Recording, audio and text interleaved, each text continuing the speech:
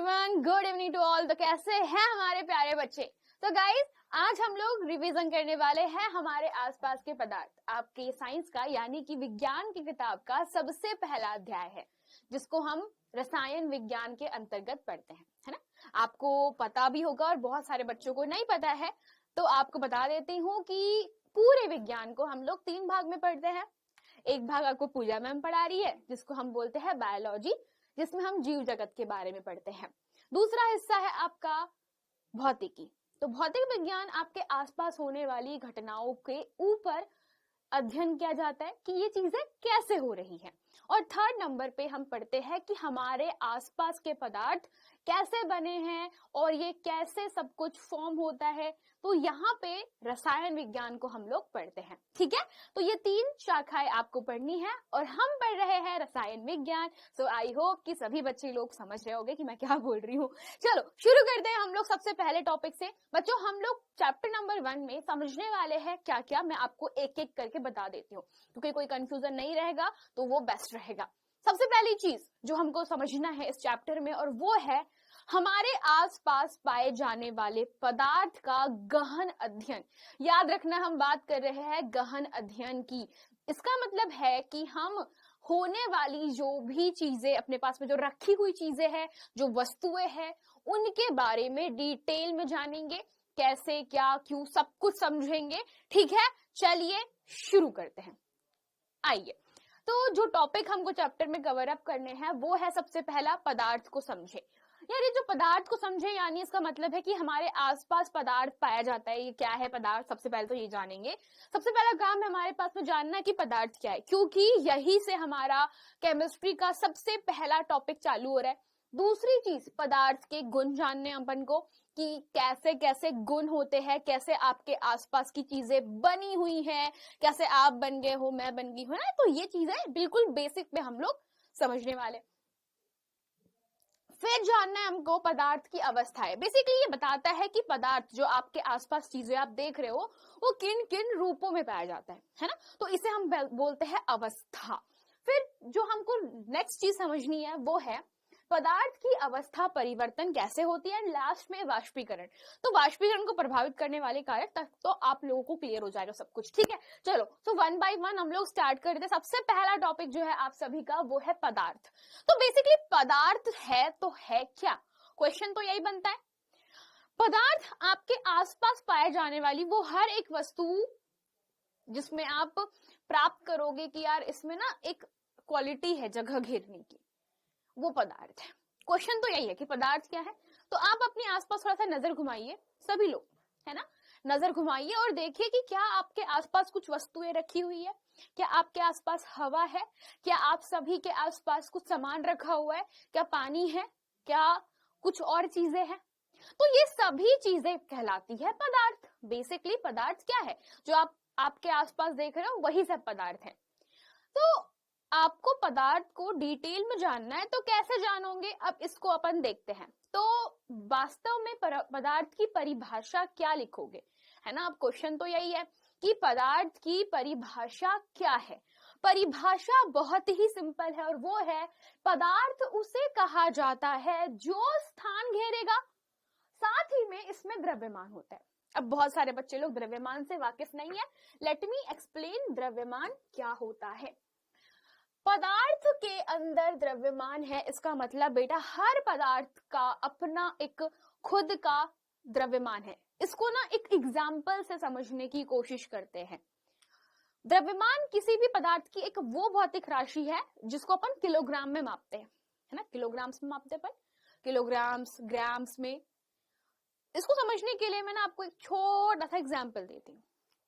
आपके पास में एक बाल्टी है, बाल्टी के अंदर मान लीजिए आपने रेत, थोड़ी बहुत रेत भरी, है ना। मान लीजिए बाल्टी है और खाली बाल्टी में आपने क्या करा, रेत भरा। तो बेटा ये जो बेसिकली रेत के कण आप लोगों ने देखे, तो ये जो रेत के कण है ये इस बाल्टी का द्रव्यमान है।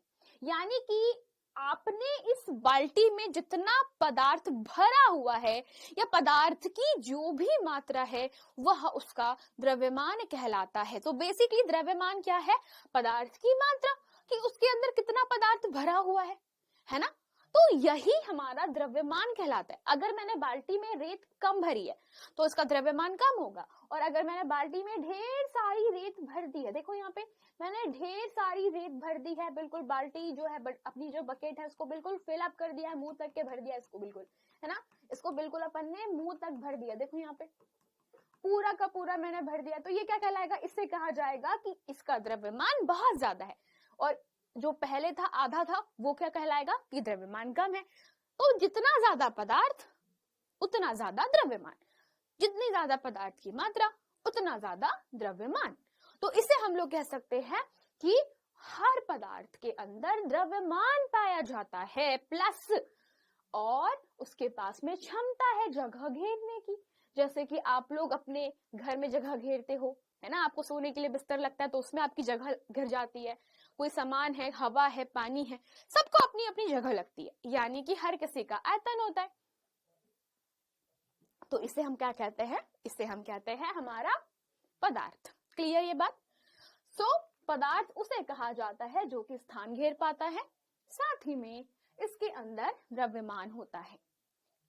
अब प्रॉब्लम ये है कि मैम पदार्थ को पहचाने कैसे? आपने बोला कि पदार्थ के अंदर द्रव्यमान का होना जरूरी है, साथ में आपने ये भी कहा कि पदार्थ ने स्थान घेरना चाहिए, है ना। पदार्थ क्या करता है, स्थान घेरता है, यानी कि इसके पास आयतन है। याद रखिए जब भी हम लोग बात करते हैं कोई भी वस्तु स्थान घेर रही है, गणित में हमने जाना है बेटा कि उसका क्या होता है, आयतन होता है ना, उसका क्या होता है गणित में, इसको हम लोग बोलते हैं आयतन। तो जगह घेरने वाला आयतन, है ना, यानी हवा भी है, तो आपको पता है कि हमारे आसपास अगर कमरे में हवा है तो वो भी जगह घेर रही है ना। अगर कोई जगह पर मान लीजिए आपके घर में आपने कोई टेबल ला के रखा है तो उसको भी तो जगह लगता है ना, स्थान लगता है उसको रखने के लिए। तो वो जो जगह घेरने वाली जो क्षमता है वो किस में पाई जाती है, पदार्थ में पाई जाती है। अब बहुत जरूरी चीज, अब मेरे पास में ना यहाँ पर कुछ चीजें लिखी हुई है, कुछ एग्जाम्पल है, तो अपन एक छोटा सा क्रियाकलाप करते हैं जिसमें हम ये जानेंगे कि भाई पदार्थ क्या है। तो पदार्थ को समझने के लिए सबसे छोटी चीज जिसमें जगह घेरने की क्षमता होती है, जिसमें द्रव्यमान होता है, तो प्रेम, यह पहला ही वाला जो हमारे पास में ऑप्शन दिया है, प्रेम। प्रेम यानी कि प्यार। तो प्यार क्या है, क्या वो जगह घेरता है? अब किसी कोई बच्चा बोलेगा बीच में से ऐसा, अरे मैम प्रेम तो जगह घेरता है ना, हमारे दिल में जगह है उसकी, हमारे दिल में प्रेम होता है, प्यार होता है। अरे नलायको, प्रेम एक भावना है। प्रेम क्या है, हमारे मानसिक तौर पर उत्पन्न एक प्रकार की भावना है, इसको किसी प्रकार की जगह नहीं लगती, भावनाओं को किसी भी प्रकार की जगह नहीं लगती। ये हमारे दिमाग में उत्पन्न एक पिट्यूटरी ग्लैंड के द्वारा उत्पन्न जो हार्मोन्स होते हैं वो हमारे दिमाग में, मन में भावनाएं उत्पन्न करता है। और भावनाओं की कोई जगह नहीं होती, जस्ट क्या होती है, इमेजिनेशंस होती है। और हमारे दिमाग में जो इमेजिनेशंस है, जो हमारे दिमाग में कल्पना उत्पन्न होती है, क्या वो कल्पना की कोई स्थान घेरने की क्षमता है? क्या वो कल्पना का कोई द्रव्यमान होता है? नहीं, है ना, बिल्कुल भी नहीं। सो बेसिकली हम लोग क्या बोलते हैं, ये एक प्रकार की भावना है, यह हमारा क्या है, पदार्थ नहीं है। तो जिसके सामने कट लगाया वो पदार्थ नहीं है। सेम टू सेम स्नेह क्या है, ये भावना है, तो यह पदार्थ है क्या, नहीं। अब घर में प्रयोग किए जाने वाली प्लेट, तो भाई ये तो पदार्थ है, प्लेट को रखने के लिए घर में जगह लगती है, प्लेट का द्रव्यमान होता है, तो हम लोग बोलेंगे कि प्लेट भी पदार्थ है। घड़ी, तो घड़ी तो हमारे हाथों पे आती है, घर में दीवालों पे लगती है, तो वो भी तो पदार्थ हुई, तो ये भी पदार्थ है। व्यवहार, कोई आपके साथ में बहुत अच्छे बात कर रहा है, कोई आपसे बेकार बात कर रहा है, तो व्यवहार क्या है, यह भी तो भावना है जी। तो भावना है तो हम लोग बोलेंगे ये पदार्थ है क्या, नहीं है ना।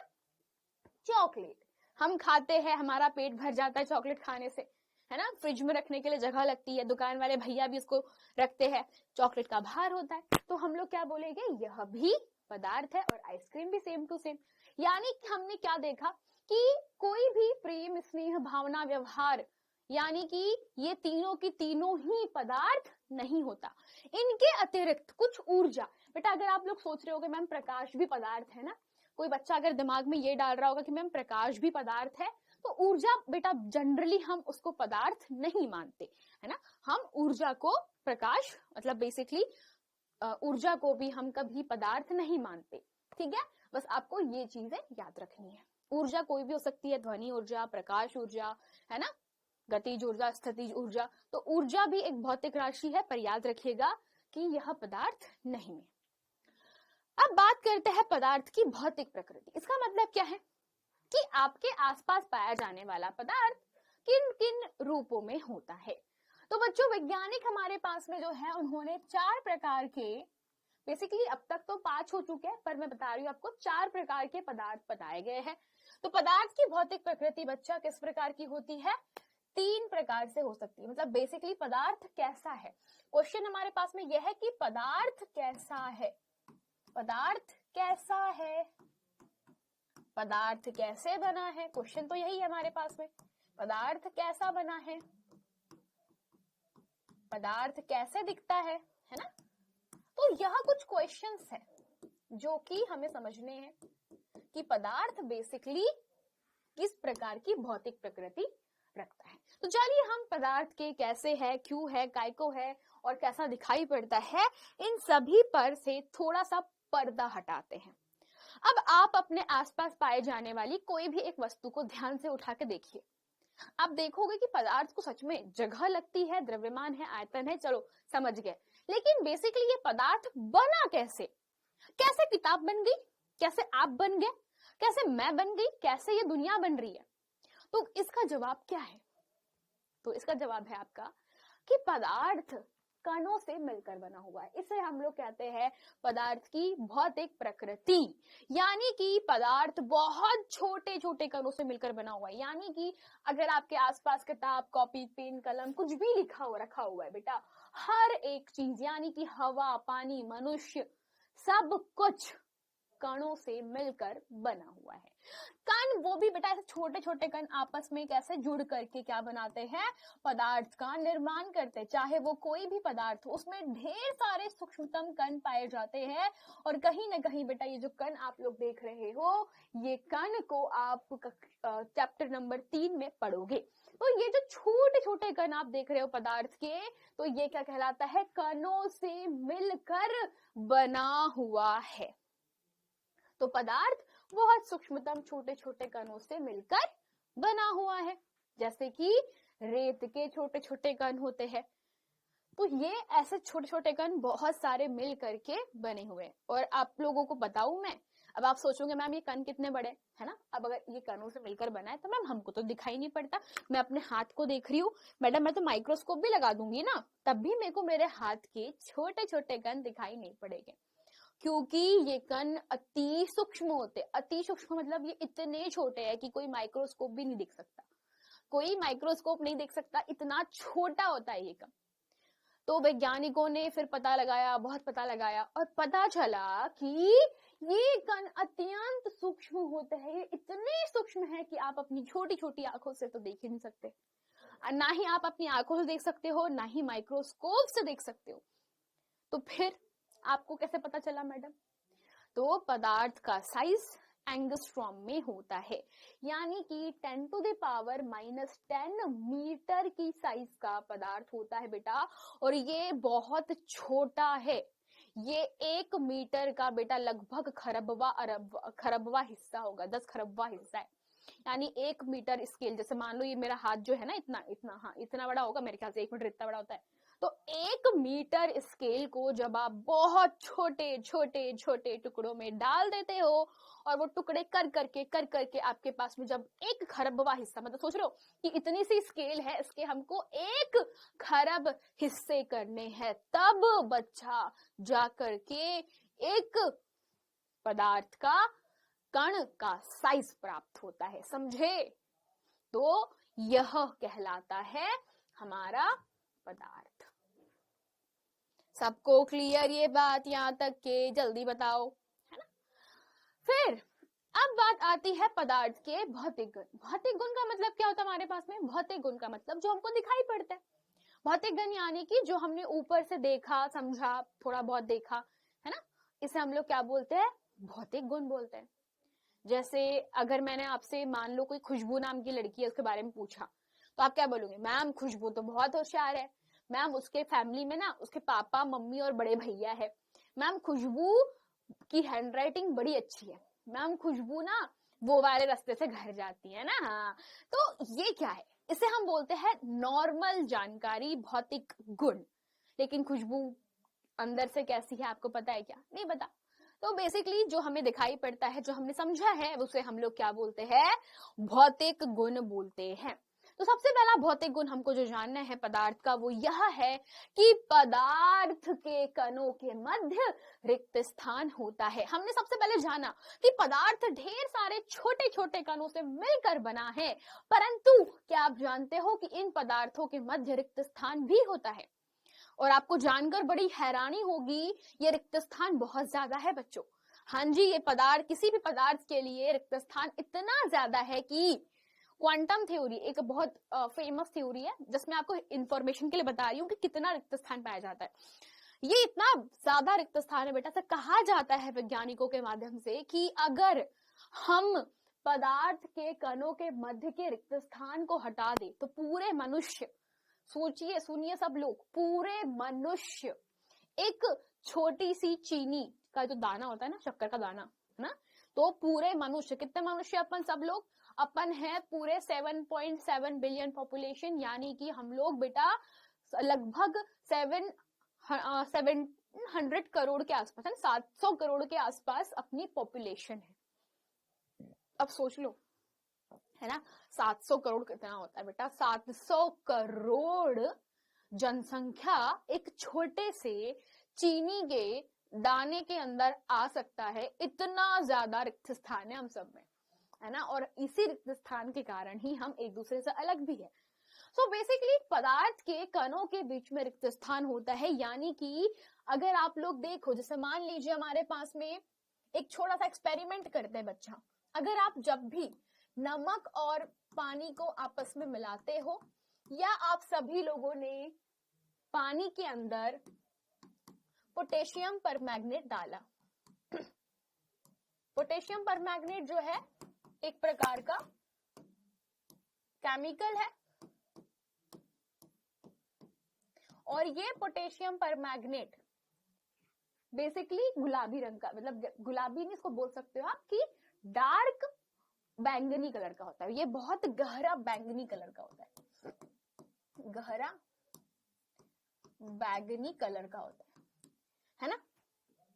तो अगर आप इसका बेटा एक छोटा सा तिनका भी लेते हो ना, अगर आप इस पोटेशियम परमैंगनेट का छोटा सा तिनका भी लेते हो बच्चा, तो वो छोटा सा तिनका पूरे पानी को गुलाबी गुलाबी कर सकता है। मतलब वो छोटे से कण में, मतलब उस पोटेशियम परमैंगनेट के पाउडर का बेटा छोटा सा भी हिस्सा लेता हो ना, इतना सा भी हिस्सा, तो वो पूरे पानी को गुलाबी कर सकता है। तो ये गुलाबी कैसे हुआ?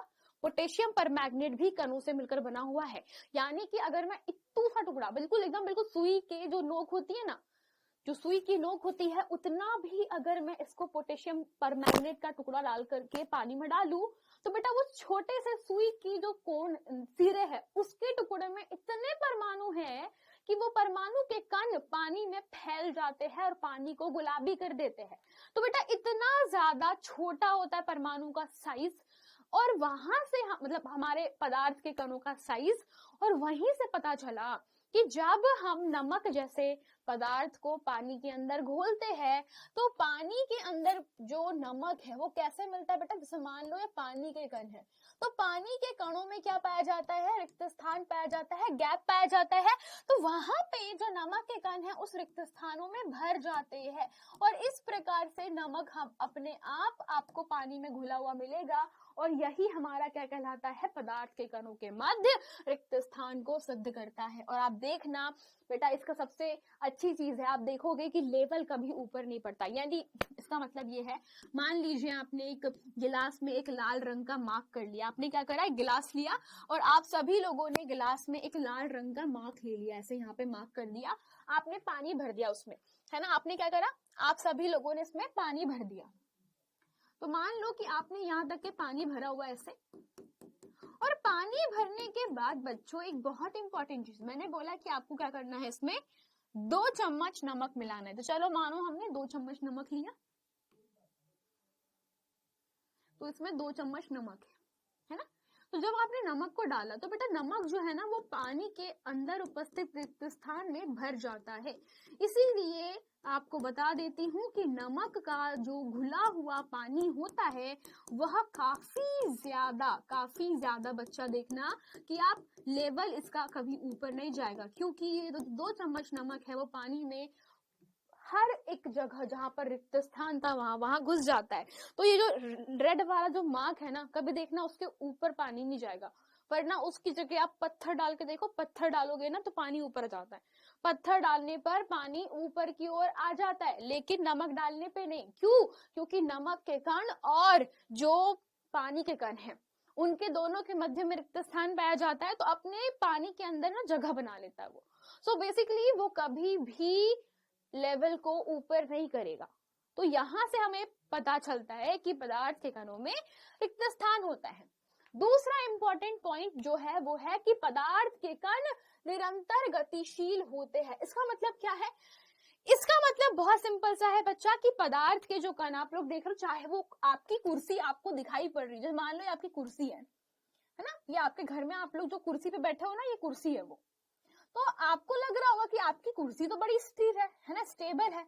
लेकिन बच्चों आपको बता देती हूँ कि ये जो कुर्सी है यह भी बहुत छोटे अनगिनत कणों से मिलकर बनी है। अनगिनत का मतलब लिटरली अनगिनत, हम गिन भी नहीं सकते, इतने ज्यादा छोटे कण हैं इस कुर्सी के साथ में। और ये कुर्सी के कण भी निरंतर क्या है? गतिशील है। क्या है बच्चा? ये जो कण होते हैं, छोटे कण आप लोग जो देख रहे होते हैं, ये कण निरंतर गतिशील है। निरंतर गतिशील है का मतलब क्या होता है? इसका मतलब बहुत ही सिंपल सा है। इसका मतलब बहुत ही सिंपल सा है कि ये गति करते रहते हैं। इसका पता कैसे लगाओ? मैडम आपको कैसे पता चला? आपसे क्वेश्चन पूछ सकते हैं पेपर में कि बताइए या सिद्ध करके बताइए कि पदार्थ के कण निरंतर गतिशील है। तो कैसे सिद्ध करोगे? तो इसका सबसे अच्छा एग्जाम्पल होता है अगरबत्ती। जब आप अगरबत्ती को जलाते हो तो पदार्थ के कण उड़ उड़ के आपके नाक में आते हैं, ऑटोमेटिक, है ना। तो ऑटोमेटिक कैसे पहुंचे बताओ मेरे को? मैंने तो यहाँ पर देखो, मान लो मैंने कि कमरे में ना यहाँ पे अगरबत्ती जलाई थी, मान लो मैंने यहाँ पे कमरे में अगरबत्ती जलाई, लेकिन उड़ उड़ के अगरबत्ती का धुआं मेरे नाक में अपने आप कैसे जाता है? क्वेश्चन तो यही है। अब आप बोलोगे मैडम हवा से, अरे भाई वही तो बात है कि हवा जो है उसके भी कण इधर उधर गतिशील है। जैसे मैं खड़ी हूँ यहाँ पर, तो आपको लग रहा होगा कि मेरे आसपास की हवा बड़ी स्थिर है। नहीं, मेरे आसपास की हवा में कंपन हो रहे, कंपन, और यही कंपनों के कारण क्या हो रहा है बेटा? इसको कहा जाएगा कि मेरे आसपास की हवा के कण निरंतर गतिशील है। कैसे है? निरंतर गतिशील है। और इसी कारण जब मैंने अगरबत्ती जलाई तो अगरबत्ती जलने के बाद जो कण थे वो गतिशीलता के कारण मेरे नाक तक पहुंच गए, नहीं तो नहीं पहुंच पाते। और यही कारण है कि पदार्थ के कण निरंतर गतिशील होते हैं। तो ये क्या सिर्फ अगरबत्ती में ही होता है? नहीं बच्चों, इसका और एक एग्जाम्पल लेते हैं। अगर आप पानी के अंदर शाही की थोड़ी सी बूंद डालना, तो जब आप शाही की छोटी सी बूंद डालते हो ना, तो बेटा वो ऑटोमेटिकली पूरे पानी में ना घुल जाता है। तो ये ऑटोमेटिक कैसे घुल गया? क्वेश्चन है ना, ये ऑटोमेटिक कैसे घुल गया? हमने तो डाला भी नहीं, हमने तो इसमें कुछ डाला ही नहीं। ऑटोमेटिकली कैसे शाही पानी के अंदर घुल गई? अरे ऑफ कोर्स, पानी के कण गतिमान है, शाही के कण गतिमान है, एक दूसरे को टक्कर मार मार के ये कहाँ जा रहे हैं? घुल जा रहे हैं। इसका एक और एग्जाम्पल आपको बताती हूँ। कभी ना आप क्या करना बेटा, आप सभी लोग एक गिलास में पानी भरना, है ना। अगर आपको मेरी बातों पर भरोसा नहीं है ना, पदार्थ का निरंतर गतिशील है, तो एक काम करिए, सब बच्चे लोग अपने घर में एक गिलास में नमक चुपचाप डाल के छोड़ दो। क्या करना? सब लोग एक चम्मच नमक या एक चम्मच चीनी, है ना, पीने के काम आएगी, तो एक काम करो चीनी ही डाल दो, ज्यादा फायदे में रहोगे। तो एक चम्मच ऐसा चीनी ना ऐसे पेंदी में डाल देना इसके, ठीक है। और फिर बताना मुझे एक घंटे के बाद, 1 घंटा ज्यादा बोल दिया मैंने, फिर सब मुझे बताइएगा 15 मिनट के बाद, है ना। सब मुझे बताना, मुझे 15 मिनट के बाद आपको पूरा पानी मीठा लगेगा, है ना। मान लो मैंने क्या किया बेटा, ये 1 चम्मच चीनी मिलाई, तो आप लोग पाओगे कि 1 चम्मच चीनी जब मैंने पानी में मिला दी और मैंने हिलाया डुलाया, मेरे को मिक्स नहीं करना है, मैंने बस क्या किया, पानी लिया, पानी में 1 चम्मच चीनी डाल दी और छोड़ दिया, आप क्या करोगी? छोड़ने के बाद बस मुझे इतना देखना है कि क्या सच में ये जो चीनी है अपने आप पानी में घुल जाती है, और आप देखोगे सच में घुल जाती है। तो कोई भाई भगवान तो नहीं आए थे पानी में घुलने के लिए, नहीं, भगवान नहीं आते। हुआ क्या, पानी के कण गतिशील है निरंतर, मैंने बोला कि कणों में गतिशीलता है, तो बेटा क्या होता है, कणों में गतिशीलता है, कणों में गतिशीलता है। और गतिशीलता है इसका मतलब क्या है? इसका मतलब ये है कि अगर मैं इसको नहीं भी हिलाऊंगी तब भी पानी के कण इधर उधर गति करेंगे, और जब गति करेंगे तो भाई ये जो चीनी के कण है ये भी तो आपस में गति कर रहे हैं, चीनी भी तो कणों से मिलकर बनी है। अरे जो आपकी जो शुगर होती है, जो शुगर है उसके अंदर भी ढेर सारे चीनी के जो छोटे छोटे क्यूब होते हैं, जो शक्कर के जो दाने हैं उसमें भी तो ढेर सारे परमाणु हैं, शक्कर के दाने में भी ढेर सारे परमाणु हैं।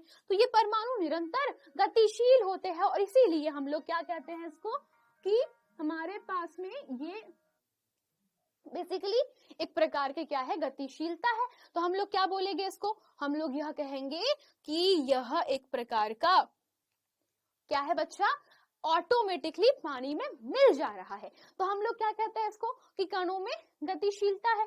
तो जब हमने देखा कि ऑटोमेटिकली चीनी जो है वो काय में मिल जा रही है, पानी के अंदर मिक्स हो जा रही है, मिल जा रही है, तो हम लोग क्या सब बोलेंगे इसको, हम लोग ये बोलेंगे कि ये ऑटोमेटिकली चीनी जो है पूरे के पूरे पानी में घुल जाती है, और आपको जो पानी है वो कैसा लगेगा, फिर पीने पर मीठा मीठा लगता है ना। इसका मतलब बिना आपके हिलाए डुलाए भी कण मिक्स हो जा रहे हैं। तो कैसे पॉसिबल है, जब कण गतिशील होंगे तभी तो पॉसिबल है, कण गतिशील नहीं होते तो चीनी कभी भी ऑटोमेटिक पानी में मिलती क्या, नहीं मिलती, पर मिल जा रही है ना। तो इसका मतलब ये है कि जरूर कण गतिशील हो गए तभी ऑटोमेटिक चीनी पानी में घुल जा रही है। अब बात करते हैं तीसरा। अब ये पदार्थों का बहुत ही इंपॉर्टेंट गुण है कि जैसे अगर आप तापमान में वृद्धि कर देते हो तो पदार्थ के कणों की जो गति होती है वो बढ़ जाती है। तो बेसिकली जैसा मान लो मैंने पानी किया, मान लो मेरे पास में क्या रखा हुआ, पानी रखा हुआ है। पानी सबसे अच्छा एग्जाम्पल है बेटा समझने का पदार्थ को, है ना।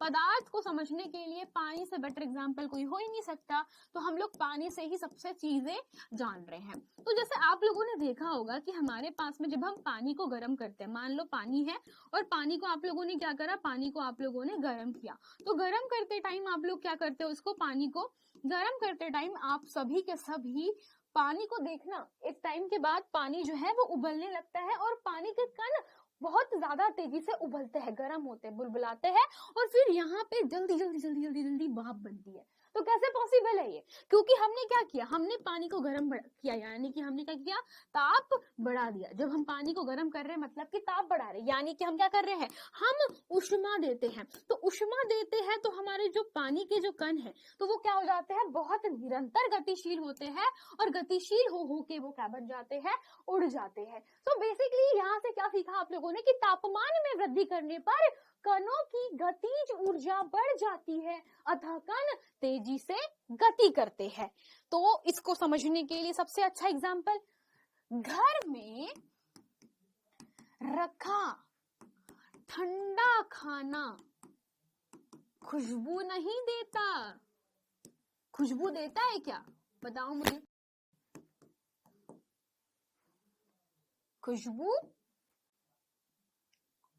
नहीं देता, परंतु गर्म खाना खुशबू देता है ना।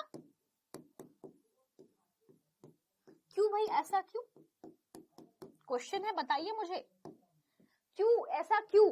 घर में रखा ठंडा खाना तो आपको खुशबू नहीं देता, लेकिन जैसे ही आपने उस खाने को गर्म किया तो खाने को गर्म करने से ही खाना क्या करता है, हमें खुशबू देना शुरू कर देता है। तो इसका मतलब क्या है कि गर्म खाना खुशबू दे रहा है, क्यों, क्योंकि जब हमने गर्म किया तो जो कण थे वो गतिज, उनकी कणों की गतिज ऊर्जा बढ़ गई, है ना। कण को अतिरिक्त ऊर्जा देने पर क्या हो गया, उनके जो कणों की जो पहले से गतिशील कण है तो गतिशील कणों की गतिज ऊर्जा और तेजी से, अब वो तेजी से गति कर रहे हैं, पहले धीरे धीरे गति कर रहे थे लेकिन अब तेजी से गति कर रहे हैं। तो तेजी से गति कर रहे हैं, इसका मतलब क्या हो गया कि हमारे कणों की गतिज ऊर्जा में वृद्धि होगी और वो तेजी से इधर उधर भागने लग गए, और इसीलिए ठंडे खाने से खुशबू नहीं आती, लेकिन गर्म खाने से हमारे नाक पे जल्दी से पहुंच जाती है। ऐसे ही आप लोगों ने एक एक्सपेरिमेंट किया होगा बेटा, ऐसे ही आप लोगों ने एक एक्सपेरिमेंट किया होगा कि गर्म पानी में नमक जल्दी घुलता है पर ठंडे पानी में लेट। कभी नोटिस नहीं किया? करना है ना, कभी नोटिस नहीं किया ना, अभी करना, अब सब लोग करना है ना। गर्म पानी में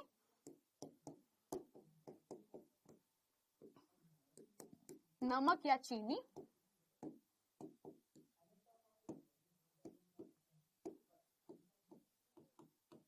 जल्दी घुलते हैं परंतु ठंडे पानी में लेट।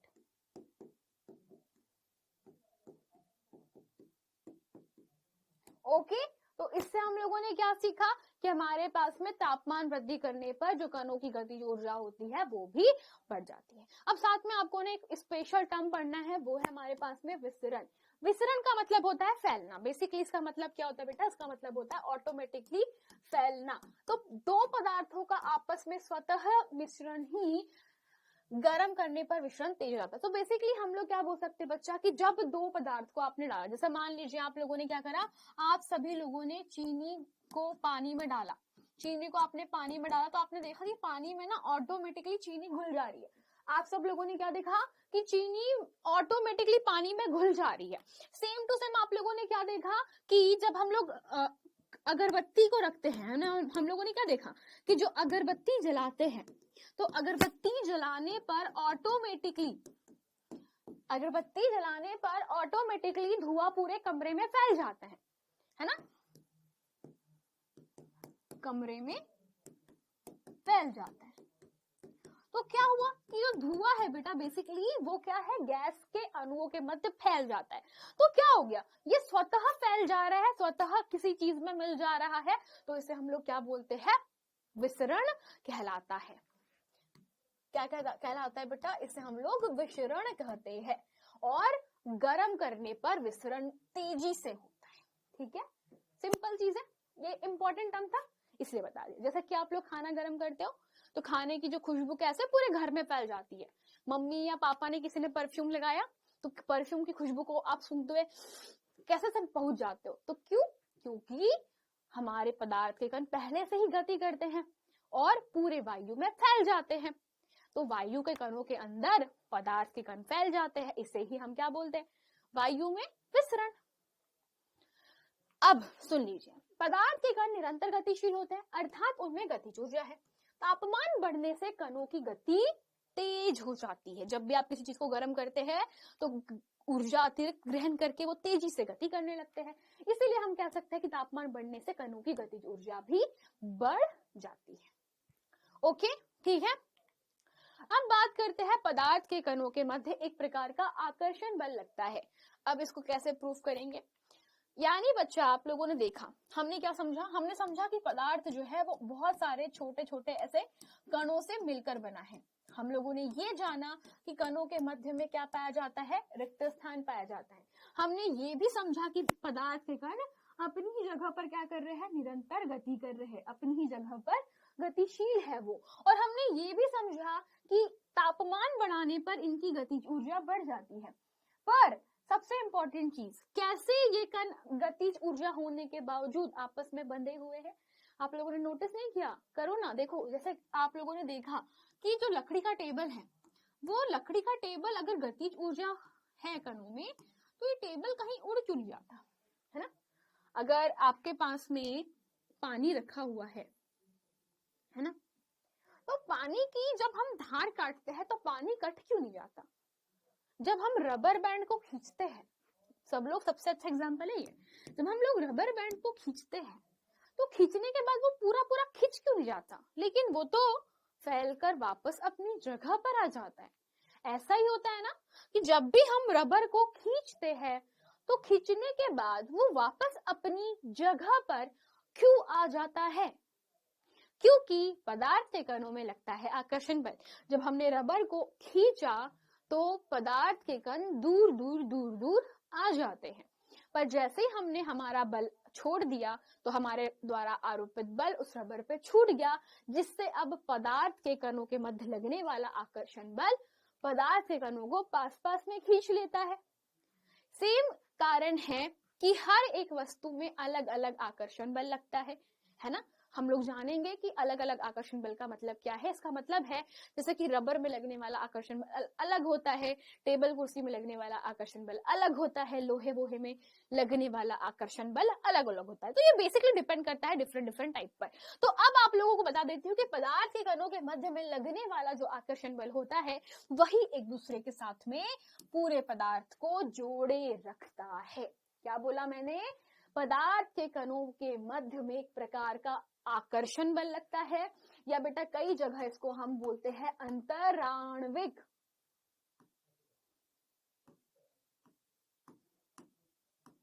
तो अंतराण्विक बल का मतलब होता है कि दो अणुओं के मध्य में लगने वाला बल, यानी कि पदार्थ के कणों के मध्य में लगने वाला जो आकर्षण बल होता है जो इस पदार्थ को बांधे रखता है, इसे हम कहते हैं कि यह एक प्रकार का आकर्षण बल है और यह कणों में लगता है। जैसे कि हमने अगर किसी भी पानी की धार को काटने की कोशिश करी तो आप देखना धार कभी कटती नहीं है। कभी कटती है पानी की धार? नहीं कटती। क्यों? क्योंकि पानी की धार नहीं काट सकते, पानी अपने दूसरे कणों को पकड़ के रखता है। पानी अपने दूसरे कणों को पकड़ के रखता है। तो जैसे ही हमने हाथ डाला तो पानी जो है उनके कण दूर दूर हो जाते हैं, पर जैसे ही हमने हाथ हटाया पानी के कण एक दूसरे को अपने पास पास में खींच लेते हैं, जिससे पानी की धार नहीं कटती। ठीक है, तो ये सबसे अच्छा एग्जाम्पल है आपके पास में। तो जल का नल खोलकर जल की धारा को अपनी ओर उंगली से काटने का प्रयास करें तो ये धारा नहीं कटती। जल की धारा ना कटने का कारण होता है जल के कणों के मध्य लगने वाला अंतराण्विक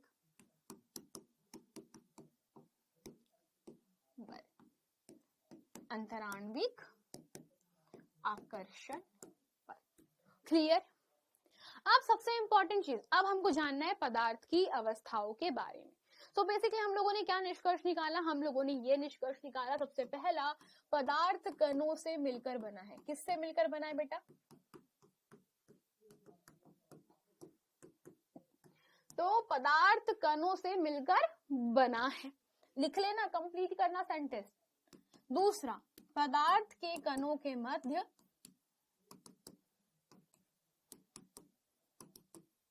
क्या पाया जाता है बेटा? रिक्त स्थान पाया जाता है ना। शॉर्टकट में लिख रही हूं मैं। पदार्थ के कणों के मध्य रिक्त स्थान पाया जाता है। तीसरे नंबर पर पदार्थ कैसा होता है बच्चा? पदार्थ के कण निरंतर गतिशील है ना। फिर फोर्थ नंबर पे क्या सीखा हम लोगों ने कि तापमान बढ़ाने पर कणों की गतिज ऊर्जा बढ़ जाती है।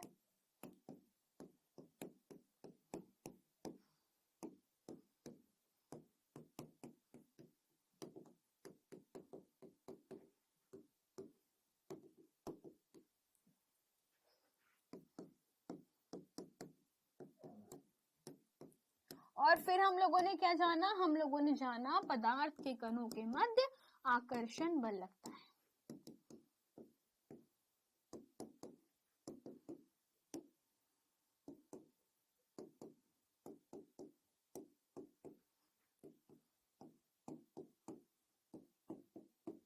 ओके, तो ये हमारे पास में है निष्कर्ष। अब हमारे पास में सबसे इंपॉर्टेंट चीज अब हमको जो जानना है वो क्या है यार? अब हमको ये देखना है कि हमारे पास में पदार्थ की अवस्थाएं क्या है। तो पदार्थ किन किन अवस्था, मतलब कि वह किस किस रूप में मिलता है, किस रूप में हमारे आसपास उपस्थित है। तो बेसिकली भौतिक रूप से पदार्थ की 3 अवस्था है, ठोस, द्रव और गैस। इसके अलावा बेटा एक और अवस्था है, अगर आपको नहीं पता है तो आप लोग किताब में देखिएगा। चौथे नंबर की अवस्था को हम लोग बोलते हैं प्लाज्मा, जो कि गैसीय अवस्था के बाद की अवस्था है। इसमें बेसिकली आयनिक गैसें होती है। इसमें क्या होती है, आयनित गैस होती है और कुछ नहीं होता है। अब ये आयनित गैस के बारे में इतना डिटेल में मत समझो, बस इतना जान लो कि हमारे पास में 4 अवस्थाएं हैं, ठोस, द्रव, गैस, और चौथी होती है प्लाज्मा, और 5वीं भी होती है बोस आइंस्टाइन कंडेंसेट करके। तो सिर्फ 5 अवस्थाएं हैं बेसिकली, बट आपको सिर्फ किताब में तीनों के बारे में पढ़ना है, आपको ज्यादा डिटेल में नहीं पढ़ना है, आपको सिर्फ 3 अवस्थाएं पता होनी चाहिए। ओके, चलिए तो सबसे पहले बात करते हैं ठोसों की। तो ठोस आप लोग समझ सकते हो, इनका आकार, आकृति, आयतन निश्चित होता है। जैसे कि आप लोग देख रहे हो यहाँ पर हर एक चीज फिक्स्ड है। आप किसी भी ठोस को उठा लो, तो ठोस ना बेटा इनकी आयतन बिल्कुल निश्चित होते हैं, इनकी आयतन, आकृति। तो बेसिकली इनकी आकृति कैसी होती है, इनकी आकृति निश्चित है। निश्चित है का मतलब है कि फिक्स्ड है। अगर आप किसी भी चीज, चाहे पत्थर को उठा लो, चाहे रेत के टुकड़े उठा लो, सब उठा लो, आप पाओगे इनकी आकृति निश्चित होती है, प्रॉपर शेप है, आप इनको हाथ में उठा सकते हो, ठीक है, और ये बहुत मजबूती से अपने कणों को बांधे रखते हैं। तो ठोसों की आकृति निश्चित होता है, इनका आयतन भी निश्चित है। आप किसी भी ठोस का आयतन निकाल सकते हो बेटा, इसमें कोई बड़ी बात नहीं है। कैसा होता है, निश्चित होता है। परंतु प्रॉब्लम क्या है हमारे पास में कि ठोस ऐसे पदार्थ होते हैं जिनके कणों के मध्य जो आकर्षण बल होता है सबसे प्रबल होता है, यानी कि कण सबसे नजदीक होता है ठोसों में। हाँ जी, कण सबसे प्रबल होते हैं। यहाँ पे कणों के मध्य लगने वाला आकर्षण बल इतना प्रबल होता है कि ठोस को एक निश्चित आकृति देता है। प्रश्न पूछा जाता है बेटा पेपर में कि ठोसों की आकृति निश्चित क्यों होती है, ठीक है। तो ठोसों की आकृति निश्चित है क्योंकि जल्दी बताओ, क्यों है, क्योंकि कणों के मध्य लगने वाला आकर्षण बल प्रबल होता है।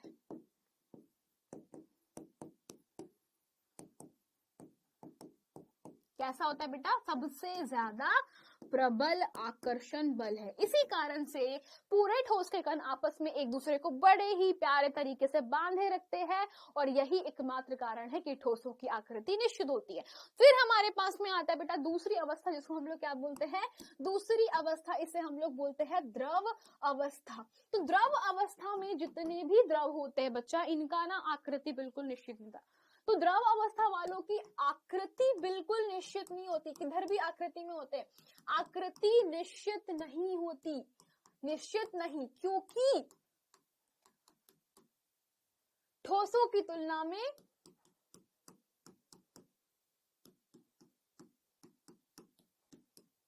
दुर्बल आकर्षण बल लगता है।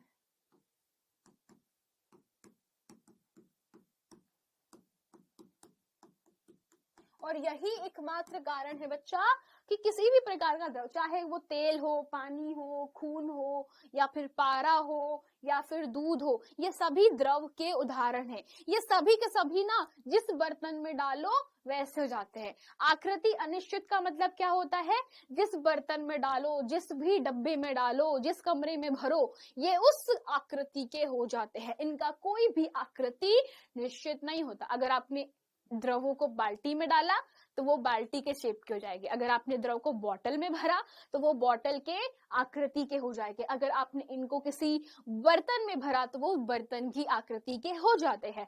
तो ये कहलाते हैं द्रव। फिर आते हैं सबसे लास्ट में गैस। अब ना ही इनका आकृति निश्चित होती है और ना ही इनका आयतन, लेकिन यहां पर देखो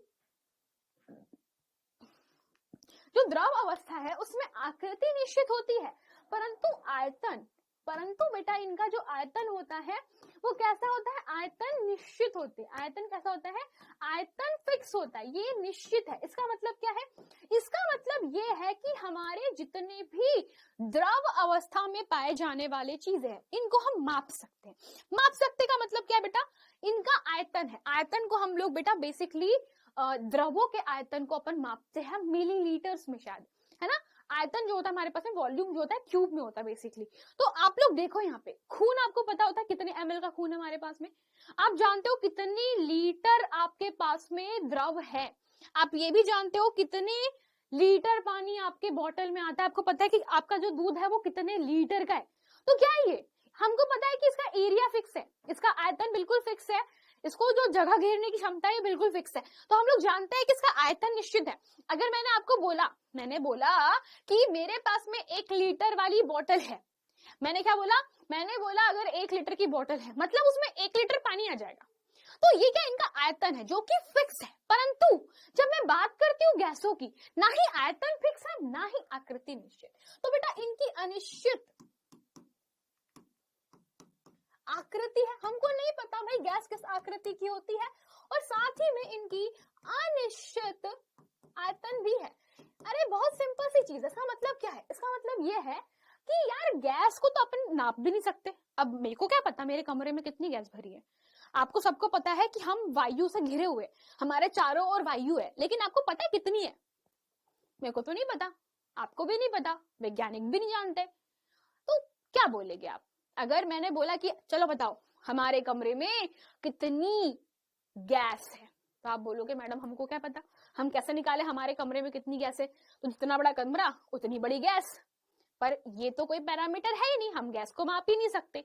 तो प्रॉब्लम क्या है कि हमको इसका शेप भी नहीं पता, ये आकृति जिस भी बर्तन में, जिस बलून में आपने भरा उस बलून के शेप का आपका गैस जाता है, जिस डब्बे में आपने गैस को डाला उस डब्बे का गैस जाता है। तो बेसिकली ना ही गैसों का आयतन निश्चित है और ना ही आकृति, हमको तो पता ही नहीं है कि गैस किस आकृति की है।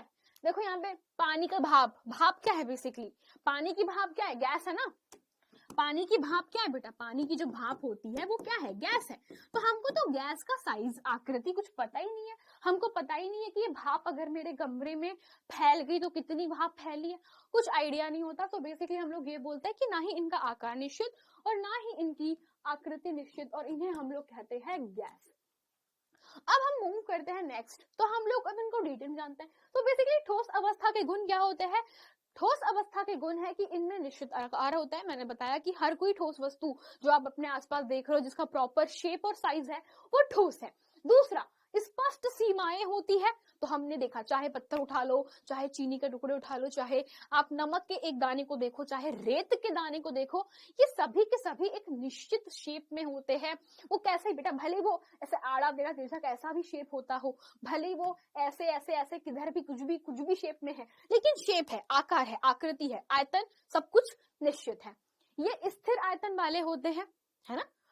इनकी संपीड़ता नगण्य होती है, इंपॉर्टेंट पॉइंट, इसका मतलब ये होता है कि आप संपीड़ता का मतलब बेटा समझ लो सब लोग, सबसे पहले संपीड़ता का मतलब होता है दबाव डालना, दबाव डालना या आरोपित करना। तो क्या ठोसों पे दबाव डालकर उसके कणों को पास पास में लाया जा सकता है? क्वेश्चन ये है कि क्या हम ठोसों पे दाब आरोपित करें, क्वेश्चन ये है कि ठोसों पर दबाव डालने से कण पास पास आएंगे या नहीं। क्वेश्चन ये हमारे पास में कि ठोसों पर अगर हम लोग दबाव डाल रहे हैं तो कण पास पास में आएंगे या नहीं। समझो इसको, अब जब मैं आपको समझाने जा रही हूँ सभी लोग ध्यान से सुनना। हमने ठोस द्रव गैस पढ़ा, हम लोगों ने क्या पढ़ा, हम सभी लोगों ने पढ़ा कि यार एक आकृति, हमारे पास में एक अवस्था ठोस है, दूसरी अवस्था इसको हम लोग द्रव बोलते हैं और तीसरी अवस्था को अपन क्या बोलते हैं, गैस बोलते हैं। ठोस अवस्था में कण बहुत पास पास में, एकदम बिल्कुल चिपके चिपके कण है। कण कैसे बेटा, बिल्कुल एक दूसरे से कैसे चिपके चिपके कण है, बहुत पास पास में है, रिक्त स्थान है, गतिज ऊर्जा सब है, लेकिन फिर भी कण कैसे है, काफी ज्यादा पास पास में पाए जाते हैं। इसीलिए हमने इनको क्या बोल दिया, इनको हमने बोल दिया ठोस। द्रव में क्या होता है, द्रव में पदार्थ के कण जो होते हैं बेटा थोड़े दूर दूर होते हैं, जैसे आप लोग देख रहे हो ना इसके अंदर, तो पदार्थ के कण कैसे होते हैं, थोड़े दूर दूर होते हैं द्रवों में, है ना, इनमें रिक्त स्थान ज्यादा होता है। लेकिन जो गैस के कण होते हैं, गैस के कणों में रिक्त स्थान कुछ ज्यादा ही होता है, गैस के कण बड़े दूर दूर होते हैं और बहुत ज्यादा रिक्त स्थान भी होता है। तो बेसिकली आप तीनों को देखो, अगर मैं बोलूं कि मैं ठोसों पे दाब आरोपित करूंगी, द्रवों पे दाब आरोपित करूंगी और गैसों पे दाब आरोपित करूंगी, यानी कि इनको मैं क्या करूंगी, संपीड़ित करूंगी, है ना। तो यानी कि संपीड़िता यानी कि दबाव डालना, या तो मैं इसको बोलूंगी संपीड़ित करना। इसको अपन क्या बोलते हैं? संपीड़ित करना। तो संपीड़ित करना का मतलब क्या होगा? दबाव डालना। तो जब मैं ठोसों पे दबाव डालूंगी, द्रवों पे दबाव डालूंगी और गैसों पर दबाव डालूंगी, तो बताइए कौन सबसे ज्यादा दबेगा? तो आपका जवाब होगा मैम जिसके कण ज्यादा दूर दूर है उसको दबाने पर वो ज्यादा पास पास में आ जाते हैं। अगर मैंने गैसों पर दाब आरोपित किया तो कण इसके बिल्कुल पास पास में आ जाएंगे। द्रवों पे दाब आरोपित किया तो भाई इसके भी कण पास पास में आ जाएंगे। लेकिन ठोसों के कण तो पहले से पास पास में, ठोसों के कण तो पहले से पास पास में है, तो दबाव डालने पर जो कण पास पास में आएंगे वो बहुत ही कम होगा। तो बेसिकली जो इनकी संपीड़िता होती है बहुत कम होती है, यानी कि आप दबाव डालोगे तो पास पास में आएंगे पर बहुत कम पास पास में आते, क्योंकि ठोसों पर दबाव डालने से कण पहले से ही पास में है तो और कितने ही पास में आएंगे। तो ठोसों पर दबाव डालने से कण पास पास में आएंगे परंतु बहुत कम दबाव का प्रभाव पड़ता है। तो ठोसों पर संपीड़िता का प्रभाव कम होता है। इसको आप लोग क्या करोगे? पास पास आएंगे परंतु दबाव बहुत कम असर होता है ना। यानी कि आप ठोसों को कितना ही दबाओ, पहले से कण पास पास में और कितना पास में लाओगे भाई? पहले से पास पास में चिपके हुए। अगर मान लो एक कमरा है, एक कमरे में लोग बिल्कुल खचाखच भरे हुए और आपने बोला कि चलो एक काम करते हैं इसमें जगह बनाते हैं, तो आप कितना ही जगह बनाओगे जब खचाखच भरा हुआ है तो, है ना। पर अगर मान लो थोड़ा खाली पीली कमरा है, उसमें कम लोग हैं, तो आप ज्यादा जगह बना सकते हो, है ना। और सेम टू सेम बहुत कम लोग है तो फिर तो और बहुत ज्यादा जगह बना पाओगे। तो ये भी ठोस द्रव गैस में सेम टू सेम होता है। और ये कैसे होते हैं? दृढ़ होते हैं, है ना, यानी कि कठोर होते हैं। तो अब रबर भी ठोस है बेटा। शुगर के दाने यानी कि हमारे पास में जो चीनी होती है वो बिल्कुल बहुत सारे चीनी पाउडर ये सब चीजें बहुत सारे ठोस चीजों का समूह कहलाता है। और जो स्पॉन्ज होता है बेसिकली स्पॉन्ज के अंदर ये ठोस ही होता है, पर इसमें क्या भरी होती है? थोड़ी थोड़ी हवा भरी होती है, परंतु ये भी सब क्या है? ठोस है। अब द्रव अवस्था के बारे में समझते हैं। तो हम लोगों ने ये तो जान लिया कि हमारे पास जो द्रव अवस्था होती है बेटा उसके कणों का आकार आयतन जो होता है थोड़ा सा कैसा होता है। हम लोगों ने क्या जान लिया? हम लोगों ने ये जाना कि द्रवों का आकार अनिश्चित और आयतन फिक्स होता है। फिर अब सबसे इंपॉर्टेंट चीज, द्रवों के कणों के मध्य रिक्त स्थान अधिक होता है। भाई ठोस हो तो बहुत अधिक होता है। हम लोगों ने क्या देखा? हम लोगों ने देखा कि यार ठोसों पे दबाव डालने पर भी कुछ खास असर नहीं पड़ता, है ना, क्योंकि इनके कणों के मध्य में रिक्त स्थान ज्यादा है नहीं। बहुत पास पास में कण है ना, बहुत पास पास में कण है, मतलब बहुत ही पास पास में कण है। परंतु बच्चों आप सभी लोग देखो कि हम लोग ठोसों के अंदर अपना हाथ डाल पाते हैं क्या? खुद सोच के बताना। अगर मैं किसी ठोस कुर्सी टेबल या इसको ये भी ठोस है इसमें हाथ डालू तो डलेगा क्या? नहीं डलेगा। लेकिन अगर वही बेटा अगर इस ठोस की जगह पर मैंने कोई द्रव डाल दिया, जैसे तेल हो गया, एक पानी मान लीजिए, तो आप देखोगे कि मेरा हाथ ना इसके अंदर चला जाता है। होता है क्या ऐसा? क्योंकि कणों के मध्य में बहुत ज्यादा रिक्त स्थान होता है ठोसों की अपेक्षा। तो बेटा इन कणों के अंदर आप आसानी से घूम फिर सकते हो। यही कारण है कि हम पानी के अंदर तैर सकते हैं। क्यों तैर सकते हैं? क्योंकि पानी के कणों के मध्य रिक्त स्थान है, तो हम आसानी से, पहली चीज कणों के मध्य कम आकर्षण बल लगता है, कणों के मध्य कम आकर्षण बल है, और दूसरा कणों के मध्य रिक्त स्थान है।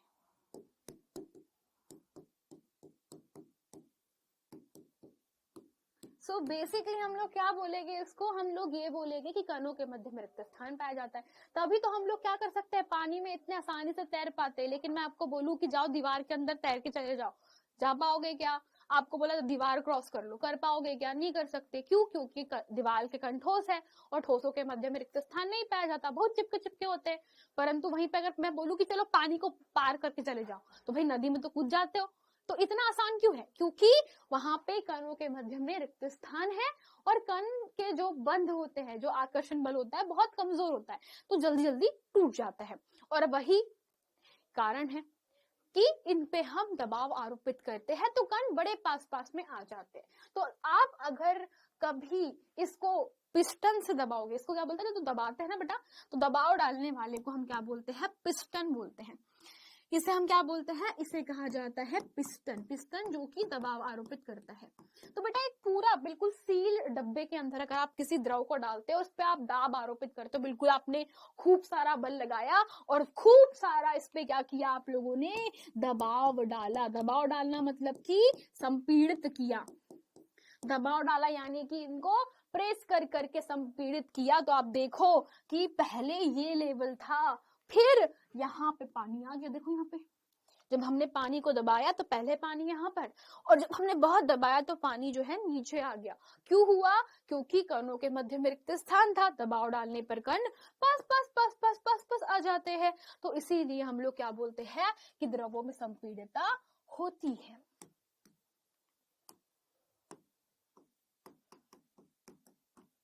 ठीक है, तो द्रव कैसे होता है? तरल होते हैं, यानी कि फैल सकते हैं।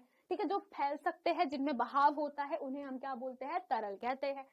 द्रव का कोई स्थिर आकार नहीं होता है ना, यानी कि अनिश्चित आकार आकृति वे बर्तन का आकार ले लेते हैं। द्रवों का आयतन निश्चित होता है और बहुत कम संपीड़ितता होती है, यानी कि इनमें संपीड़ितता होती है ना। और फिर इसमें और लिख लीजिए, कणों के द्रव के कणों के मध्य लगने वाला आकर्षण बल ठोसों से कम होता है। द्रव के कणों में लगने वाला आकर्षण बल ठोसों से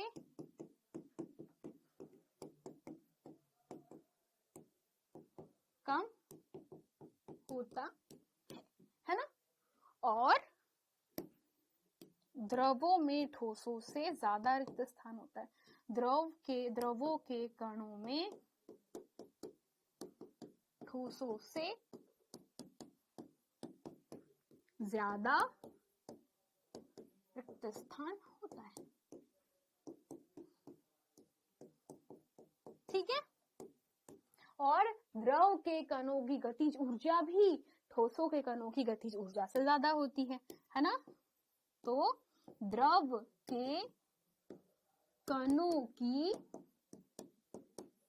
गतिज ऊर्जा ठोसों से अधिक होती है।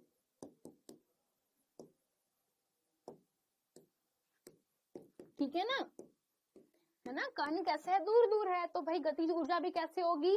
ज्यादा होती है। अब बात करते हैं गैस की। तो अब गैस सबसे ढीली ढाली, ना गैसों की आकृति होती है, ना आयतन होता है। कण बहुत दूर दूर होते हैं तो गतिज ऊर्जा भी ज्यादा है ना। और बहुत सारा रिक्त स्थान है, तो इनको दबा करके बहुत आसानी से कणों को पास पास में लाया जा सकता है। सिंपल। तो गैसों में बहाव होता है, गैस बहती है तभी तो अगरबत्ती जलती है, तो हमको सुगंध आ जाती है ना। तो गैसों में क्या पाया जाता है? बहाव होता है। संपीड़न बाकियों से ज्यादा होता है। गैसों में कोई निश्चित सीमा नहीं होती। हमको नहीं पता कि गैस कहाँ तक है ना। अगर मैंने यहाँ पे गैस छोड़ी तो गैस कहाँ तक पहुंच जाती है ना। तो इसकी कोई निश्चित सीमा होती है क्या? नहीं, गैसों में कोई निश्चित आकार नहीं होता। तो भाई समझ गए हम लोग। और निश्चित आयतन भी नहीं है। हमको नहीं पता एक कमरे में कितनी गैस है, हम माप ही नहीं सकते। ठीक है, तो इसे हम लोग क्या बोलते हैं? गैस। जैसे कि पानी की भाप। तो पानी ठोस द्रव गैस में पाया जाता है। तो पानी की बेटा ठोस अवस्था होती है। पानी जो है ठोस अवस्था उसकी होती है हमारे पास में बर्फ। पानी की जो द्रव अवस्था होती है यानी कि तरल अवस्था, वो होती है हमारे पास में पानी।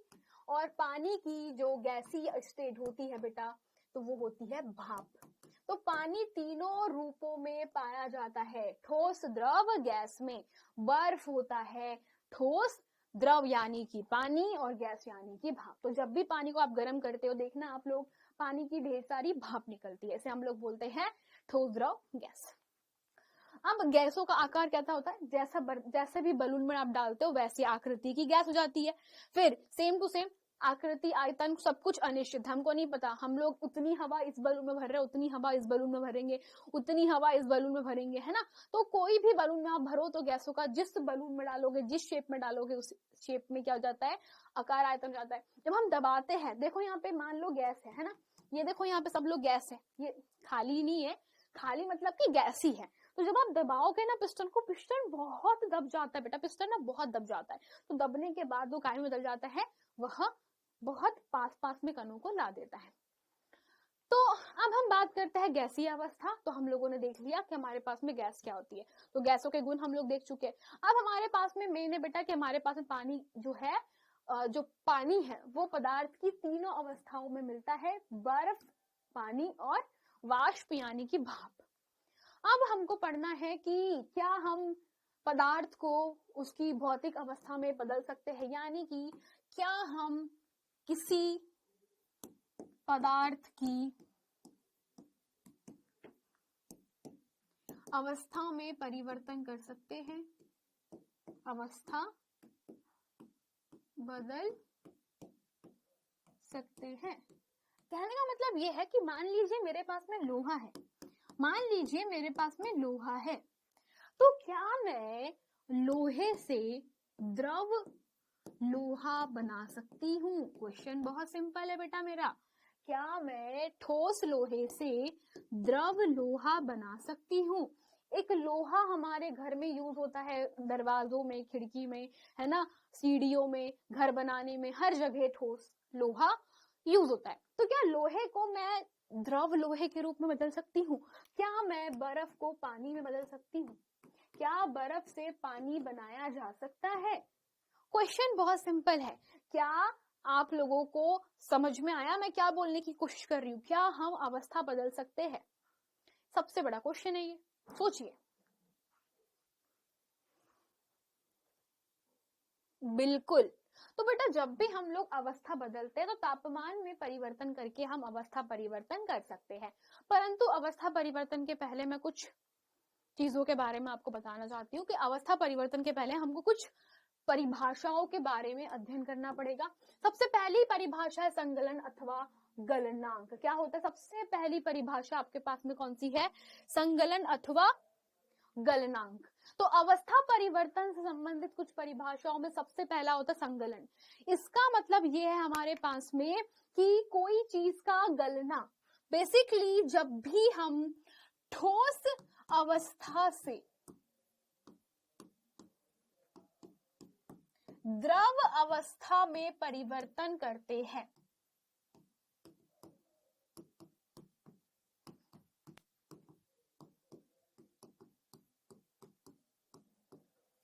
संगलन कहलाता है। ठीक है, तो ठोस अवस्था से द्रव अवस्था में परिवर्तन ही संगलन है। ठीक है, इसका मतलब क्या है कि जब हम किसी चीज को ना गलाते हैं, बेसिकली गलना, अपन अपनी लोकल भाषा में क्या बोलते हैं कि वो यार पदार्थ पिघल गया। तो ठोस अवस्था से द्रव अवस्था में परिवर्तन, तो बेसिकली इसको अपन क्या बोलते हैं? पिघलना, है ना। तो जैसे मैंने आपसे क्वेश्चन पूछा था कि क्या हम लोहे को द्रव लोहे में बदल सकते? बिल्कुल बदल सकते हैं, उसे पिघलाकर। हम लोग क्या कर सकते हैं? पिघला करके हम लोहे को द्रव लोहे में बदल सकते हैं। इवन कांच को हम लोग द्रव कांच में बदल सकते हैं। कैसे? हमको बस तापमान बढ़ाना पड़ता है। हमको क्या करना पड़ता है? तापमान बढ़ाना पड़ता है। तो बेसिकली हम लोग क्या करते हैं बेटा, जब किसी भी ठोस अवस्था से पदार्थ को, तो पदार्थ को उसकी ठोस अवस्था से द्रव अवस्था में परिवर्तन करना ही संगलन या गलन कहलाता है। और बेटा जिस तापमान पर तथा जिस तापमान पर, इसको समझ लीजिए बच्चा, ये बहुत इंपॉर्टेंट है, गलना यानी कि जिस तापमान पर पदार्थ ठोस से द्रव में परिवर्तित होता है,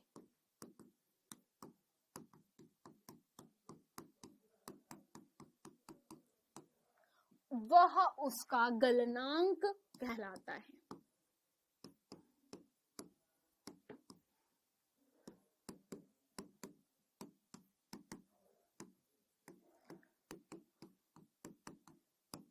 उदाहरण के लिए 0 डिग्री सेल्सियस पानी का, सॉरी बेटा 0 डिग्री सेल्सियस बर्फ का गलनांक है। किसका? बर्फ का।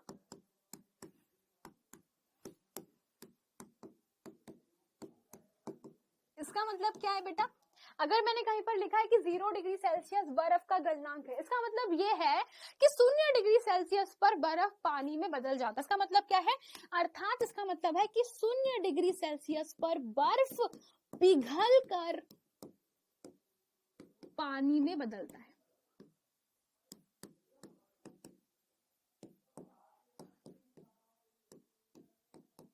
तो इसे हम लोग क्या बोलते हैं? गलनांक। तो जिस तापमान पर कोई ठोस द्रव में बदला, और बताओ आपको, जैसे लोहे की बात करूं मैं, यहाँ पर जैसे लिखा हुआ है कि लोहा द्रव लोहे में बदलेगा, या बेटा जो नमक है नमक पिघलेगा। तो बेसिकली ये हर कोई ठोस अलग अलग तापमान पे द्रव में बदलते हैं। जैसे कि कमरे के तापमान पर पारा ऑलरेडी लिक्विड होता है ना।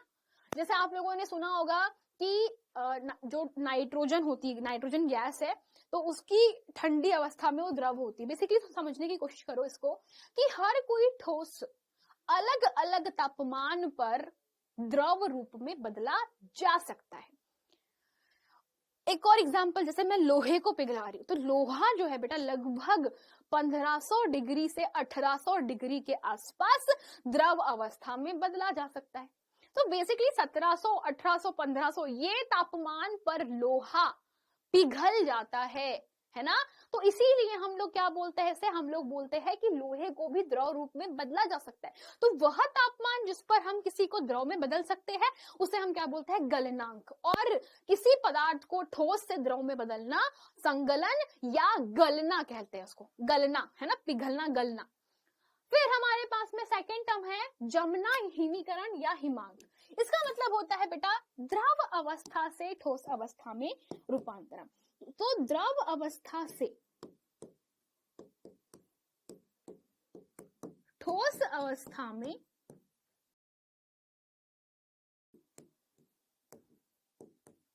रूपांतरण।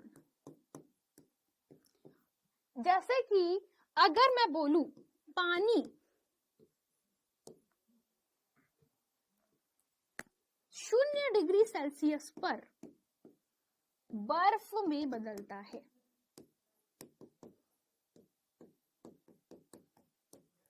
तो 0 डिग्री सेल्सियस पानी का हिमांक है।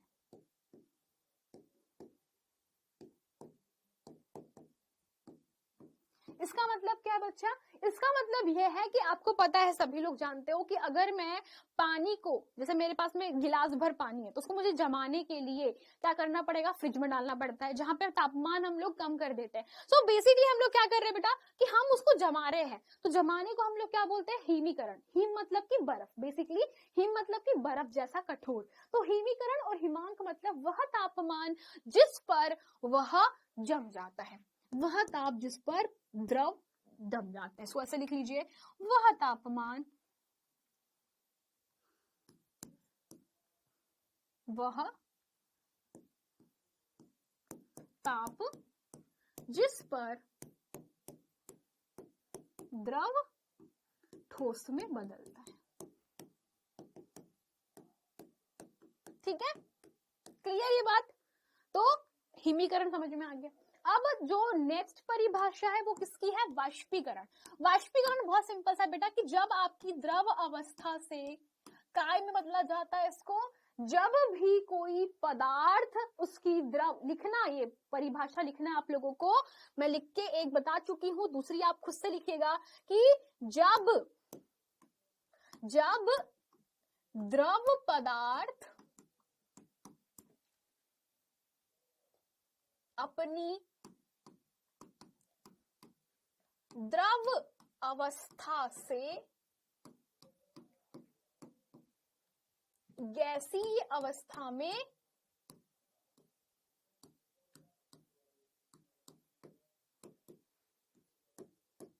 रूपांतरित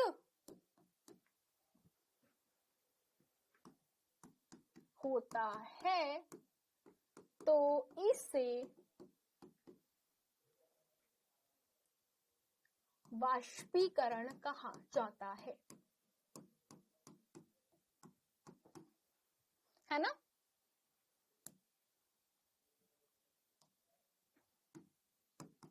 और बेटा सेम टू सेम चीज है ना कि जिस तापमान पर वो क्या होगा, वाष्प में बदलेगा, उसे हम लोग क्या बोलेंगे, क्वथनांक।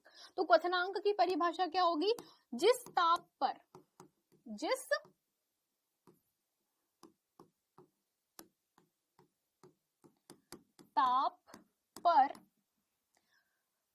पदार्थ द्रव से गैस में बदलता है।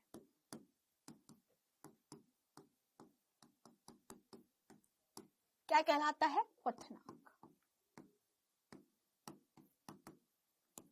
ठीक है, क्वथनांक आगे कहलाता है। लिख लेना, कंप्लीट द सेंटेंस, है ना, वरना मैम हमको सब कुछ दो, हमको लॉलीपॉप खिला दो, मैम मुंह में खाना भी खिला दो तो हम तो खुश है, ऐसा काम मत करना। अगर मैं बोल रही हूँ लिख लेना, मतलब परिभाषा लिख लेना, मुझे लिखने में टाइम वेस्ट होगा, इसलिए आपसे बोल रही हूँ कि आप वीडियो को पॉज करके प्रॉपर लिख लीजिएगा। ठीक है, तो एग्जाम्पल क्या है इसका, एग्जाम्पल पानी 100 डिग्री सेल्सियस पर पूरी तरह से भाप में बदल जाता है। तो पानी 100 डिग्री सेल्सियस पर पूर्ण रूप से भाप या इसको लिखो वाष्प में बदलता है। तो 100 डिग्री सेल्सियस क्या है बेटा, तो 100 डिग्री सेल्सियस, ये जो 100 डिग्री सेल्सियस है ये पानी का क्या है, इसे हम क्या बोलते हैं, पानी का क्वथनांक कहते हैं। ठीक है, तो क्वथनांक क्या है पानी का, 100 डिग्री सेल्सियस। अब जो लास्ट है बेटा, लास्ट नहीं, इसको अपन बोलेंगे 4th नंबर पे, हमको समझना है संघनन। तो संघनन का मतलब होता है भाप, यानी कि भाप, या इसको बोल सकते हो कि वाष्प, या फिर गैसीय रूप ही है ना, या गैस रूप से कन्वर्ट होते हैं जब किसमें, द्रव में, उस तापमान को बेटा उसको हम लोग क्या बोलते हैं, संघनन बोलते हैं। तो जैसा ऊपर परिभाषा लिखी है नीचे भी वैसी परिभाषा लिख लेना, लिख लोगे ना, इतना तो मैं उम्मीद कर सकती हूँ कि जब कोई गैसीय पदार्थ अपनी गैसीय अवस्था से द्रव अवस्था में रूपांतरित होता है उसे हम क्या कहते हैं, संघनन कहते हैं, सिंपल। अब एक लास्ट टर्म छूटी है बेटा, ऊर्ध्वपातन। ऊर्ध्वपातन का मतलब होता है, इसका मतलब है हमारे पास में कि जब कोई ठोस सीधा बच्चा किसमें बदल जाता है, गैस में, है ना, बिना द्रव में बदले सीधा गैस में बदलता है, इसे हम क्या कहते हैं, ऊर्ध्वपातन कहते हैं। और सेम याद रखना, यह गैस से जब ठोस में बदले इसे भी हम ऊर्ध्वपातन कहते हैं। उदाहरण के लिए घर में रखा कपूर धीरे धीरे गैस में अपने आप बदल जाता है।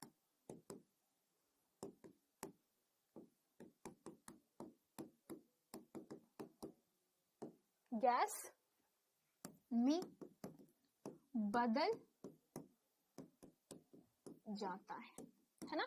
तो जो कपूर होता है वो क्या करता है, सीधा धीरे धीरे क्या होता है, ठोस अवस्था से गैसीय अवस्था में बदल जाता है ना। और सेम टू सेम आपने फिनाइल की गोली देखी होगी बेटा, जैसे घर में रखा कपूर भी होता है बेटा, फिनाइल की गोली भी होती है। तो जो फिनाइल की गोली होती है ना, तो फिनाइल की गोली भी सीधा देखना, जो कपड़ों में सफेद कलर की गोली रखते हैं, नेप्थलीन की गोली भी बोलते हैं, फिनाइल की गोली या नेप्थलीन की गोली भी बोलते हैं, इसको क्या बोलते हैं बेटा, इसको बोलते हैं हम लोग नेप्थलीन की गोली। तो हमने क्या देखा कि नेप्थलीन की गोली भी सीधा ठोस से काय में बदलती है बेटा, गैस में, या सीधा गैस से वो ठोस में बदली जा सकती है। उदाहरण के लिए कपूर, नेप्थलीन की गोली,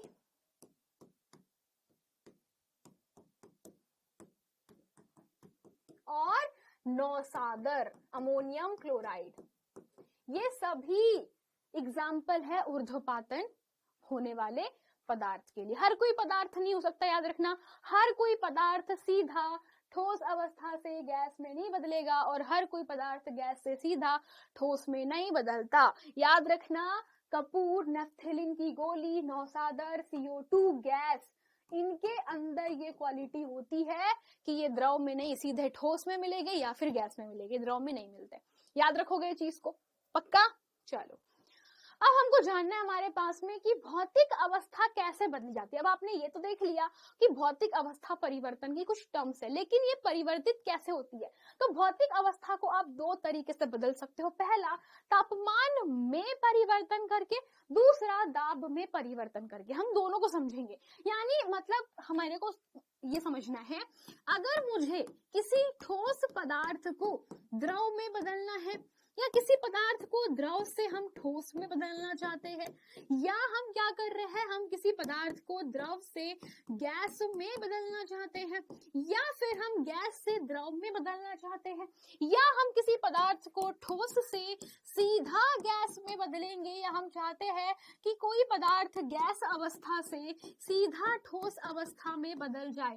तो ये सभी चीजों को हम कैसे कर सकते, कैसे पॉसिबल है किसी पदार्थ को ठोस से द्रव में या द्रव से गैस में या गैस से ठोस में बदलना? तो बेसिकली इसे हम कहते हैं बच्चा भौतिक अवस्था परिवर्तन करने की विधि, जो कि पॉसिबल है टेम्परेचर चेंज करके। ऑफ कोर्स, अगर हम किसी पदार्थ का तापमान बदल देते हैं तो वो अपनी अवस्था बदल देता है, अगर हम दाब बदल देते हैं तो वो अपनी अवस्था बदल देता है। तो दोनों तरीके से हम क्या कर सकते हैं, पदार्थ को, उसकी अवस्था को चेंज कर सकते हैं। तो तापमान परिवर्तन से पदार्थ की अवस्था कैसे परिवर्तित होती है? तो बेटा तापमान परिवर्तन करने से, जैसे कि आप लोग जानते हो, जब हम ज्यादा तापमान देंगे, सभी लोग सोचो कि जब हम लोग पदार्थ के तापमान को बढ़ाते हैं, जैसे मान लीजिए मैंने बर्फ को लिया और बर्फ को क्या कर दिया, मैंने गर्म करा। तो गर्म करना यानी कि गरम किया, इसका मतलब क्या है, हमने उष्मा दी। तो उष्मा दी मतलब कि ये क्या है, अतिरिक्त ऊर्जा है। तो भाई ऊर्जा देने पर जो बर्फ के जो कण होंगे वो क्या होंगे, तेजी से गतिशील होंगे, यही होगा ना। तो जब हम तापमान को बढ़ाते हैं तो उसके कणों की गतिज ऊर्जा भी बढ़ जाती है। तो बर्फ है, तो बर्फ को मान लो मुझे पिघलाना है या बर्फ को पानी में बदलना है, तो हम लोग क्या करेंगे भाई, उसको गर्म करेंगे। गर्म करने पर जो कणों की गतिज ऊर्जा है वो तेजी से बढ़ेगी, बहुत तेजी से कण ऐसे ऐसे ऐसे घूमने फिरने लगेंगे, और जब ज्यादा तेजी से घूमने फिरने लगेंगे तो इनके कणों की गतिज ऊर्जा बढ़ने से कणों के बीच के जो भी आकर्षण बल है वो टूट जाएंगे। तो भाई जब गतिज ऊर्जा में वृद्धि होती है तो भाई कण अधिक तेजी से कंपन करने लगते हैं। ऊष्मा के द्वारा प्रदत्त यानी कि दी गई ऊर्जा कणों के बीच के आकर्षण बल को पार कर लेती है। इसका मतलब है कि कणों के बीच के आकर्षण बल को तोड़ देती है, आकर्षण बल कमजोर हो जाते हैं। जब हमारे कण ज्यादा तेजी से गति करते हैं तो कणों के मध्य में लगने वाला आकर्षण बल कैसा जाता है बच्चा, काफी ज्यादा कमजोर होता चला जाता है। इस कारण से कण अपने नियत स्थान को छोड़कर ज्यादा स्वतंत्र होकर गति करते हैं। तो एक अवस्था ऐसी आती है जब ठोस पिघलकर द्रव में और द्रव वाष्पीकृत होकर के गैस में परिवर्तित हो जाते हैं। उदाहरण के लिए सभी लोगों ने ये उदाहरण देखा, उदाहरण के लिए बर्फ को गर्म करने पर पानी में और पानी को गर्म करने पर वाष्प में।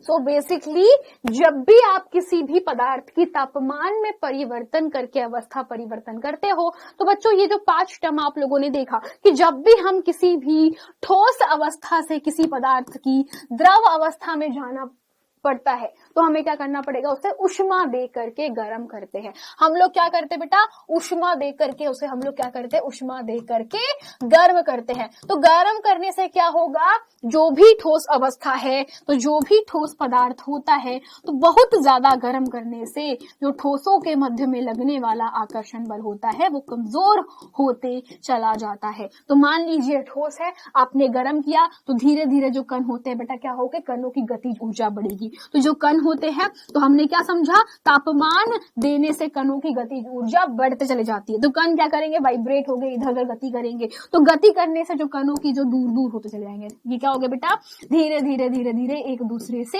दूर दूर दूर दूर दूर दूर होते चले जाएंगे और एक टाइम पर ऐसे दूर दूर हो गए कि इनके मध्य में लगने वाला आकर्षण बल कमजोर होता चला जाएगा और यह अपनी अवस्था को बदल देते हैं ऊष्मा लेकर के। तो इसी कारण से ठोस अवस्था पे जब आपने गर्म किया, तापमान बढ़ाया, आपने ऊष्मा दी, तो क्या होगा, वो द्रव अवस्था में बदला। द्रव अवस्था से आपने और ऊष्मा दी तो गैस में बदला। गैस को अगर आप लोगों ने ठंडा किया, अब क्या किया आपने, भाप को ठंडा किया यानी कि शीतल किया। शीतल किया यानी कि ठंडा करना। ठंडा मतलब कि ऊष्मा को बाहर निकालना। ठंडा करना यानी कि ऊष्मा मुक्त करना। तो जब हमने ऊष्मा को मुक्त करा, हमने शीतल किया, तो वापस से हमको क्या मिल गई, द्रव अवस्था मिल गई। और जब हमने द्रव को और ठंडा किया तो हमें क्या मिल गया, वापस से ठोस मिल गया। तो ये हमारे पास में क्या हो जाता है, सबसे अच्छा उदाहरण है बेटा अवस्था परिवर्तन का, तापमान के माध्यम से। तो तापमान बढ़ाकर या घटाकर हम अवस्था परिवर्तित कर सकते हैं।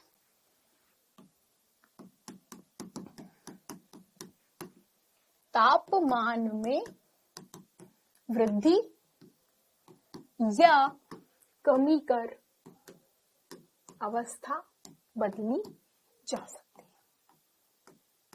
पदार्थ की अवस्था बदली जा सकती है, ठीक है ना। नाउ अब हमारे पास में बेटा हम लोगों ने क्या समझा, हम लोगों ने ये समझा कि हम तापमान में परिवर्तन कर देंगे। लेकिन अब प्रॉब्लम ये आता है हमारे पास में कि बेटा पदार्थ को ना जब हम लोग गर्म करते हैं, जैसे कि मान लीजिए मैंने क्या किया, मैंने किसी पदार्थ को गर्म किया, तो जब हम किसी पदार्थ की अवस्था परिवर्तित करते हैं, तो पदार्थ की अवस्था परिवर्तन करते समय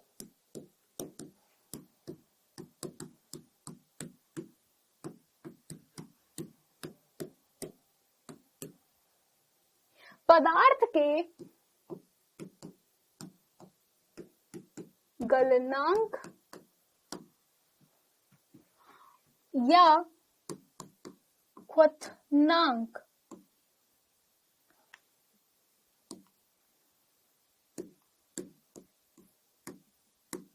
पर तापमान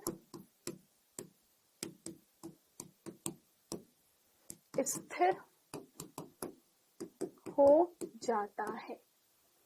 इसका कहने का मतलब क्या है कि जब भी हम लोग कोई पदार्थ की अवस्था को परिवर्तित करते हैं, इसका मतलब जैसे मान लीजिए मैंने क्या किया, मैंने ना बर्फ को ठंडा किया, मैंने बर्फ को गर्म किया।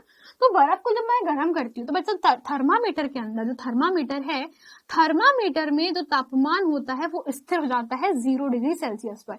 यानी कि 0 डिग्री सेल्सियस पर जो बर्फ का टेम्परेचर होता है, जो बर्फ का तापमान है, वो नियत हो जाता है। हाँ जी, जब हम लोग अवस्था परिवर्तन करते हैं तो बर्फ जब ठोस अवस्था से पानी में बदलता है, यानी कि ठोस अवस्था से द्रव में रूपांतरित होता है, तो ठोस से द्रव में बदलते समय किस तापमान पे, 0 डिग्री सेल्सियस पर कुछ अतिरिक्त ऊष्मा ग्रहण करता है। इसीलिए थर्मोमीटर में कभी ना टेम्परेचर बढ़ता नहीं है। एग्जैक्टली अगर आप लोग कभी नोटिस नहीं करें, अगर आप किसी भी चीज को गर्म करोगे, एक लॉजिकली चीज सोचना, जब हम किसी भी चीज को गर्म करते हैं तो गर्म करते समय आपको पता है कि थर्मामीटर का जो तापमान है वो बढ़ेगा, यही होगा ना।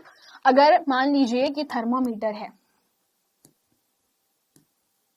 और थर्मामीटर में कोई तापमान है और तापमान जो है वो आपको ऐसे बढ़ता हुआ दिखाई पड़ता है, होता है ना, थर्मोमीटर में से तापमान जो है वो आपको बढ़ते हुए दिखाई पड़ेगा, यही होता है। बट बेसिकली आपको एक चीज बता देती हूँ कि अगर हम किसी चीज को गर्म कर रहे हैं तो तापमान हमेशा बढ़ना चाहिए, यही होना चाहिए, परंतु ऐसा नहीं होता। एक तापमान पर जाकर के जब हमारी अवस्था बदलती है, यानी कि 0 डिग्री सेल्सियस पर बर्फ पानी में बदलता है, तो इस डिग्री सेल्सियस पर हम कितनी भी ऊष्मा दे दें, हम 0 डिग्री सेल्सियस पर जैसे ही पहुंचते हैं, थर्मामीटर में 0 डिग्री सेल्सियस जाकर के फिक्स हो जाता है और लगभग जब तक पूरी बर्फ पानी में नहीं बदल जाती, हमारा तापमान स्थिर ही रहता है।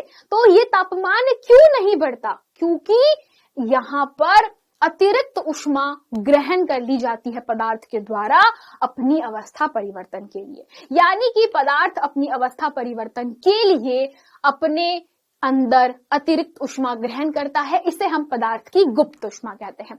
तो अवस्था परिवर्तन के समय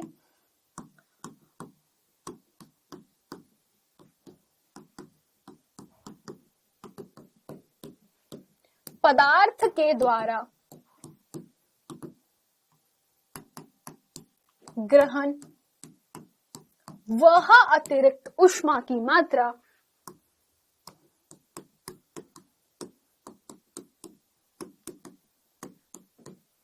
जो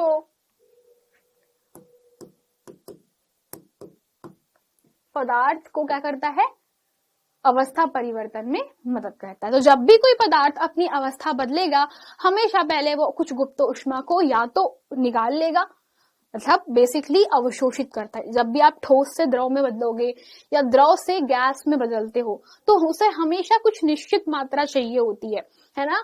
अगर आप लोग खुद सोचो, अगर कणों की गतिज ऊर्जा सेम टू सेम रही तो पदार्थ तो बदलेगा ही नहीं। अगर ठोस है तो गतिज ऊर्जा कम रहेगी, लेकिन द्रवों की गतिज ऊर्जा ज्यादा होती है।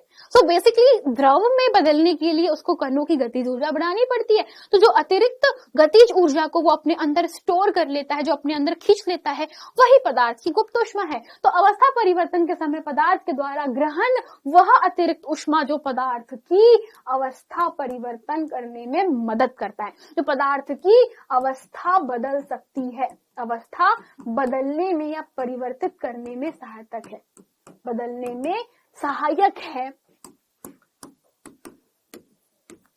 वही पदार्थ की गुप्त ऊष्मा है।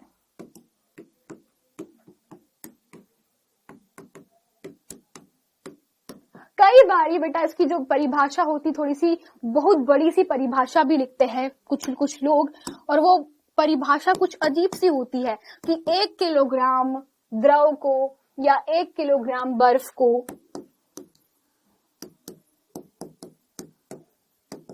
वायुमंडलीय दाब पर द्रव में बदलने के लिए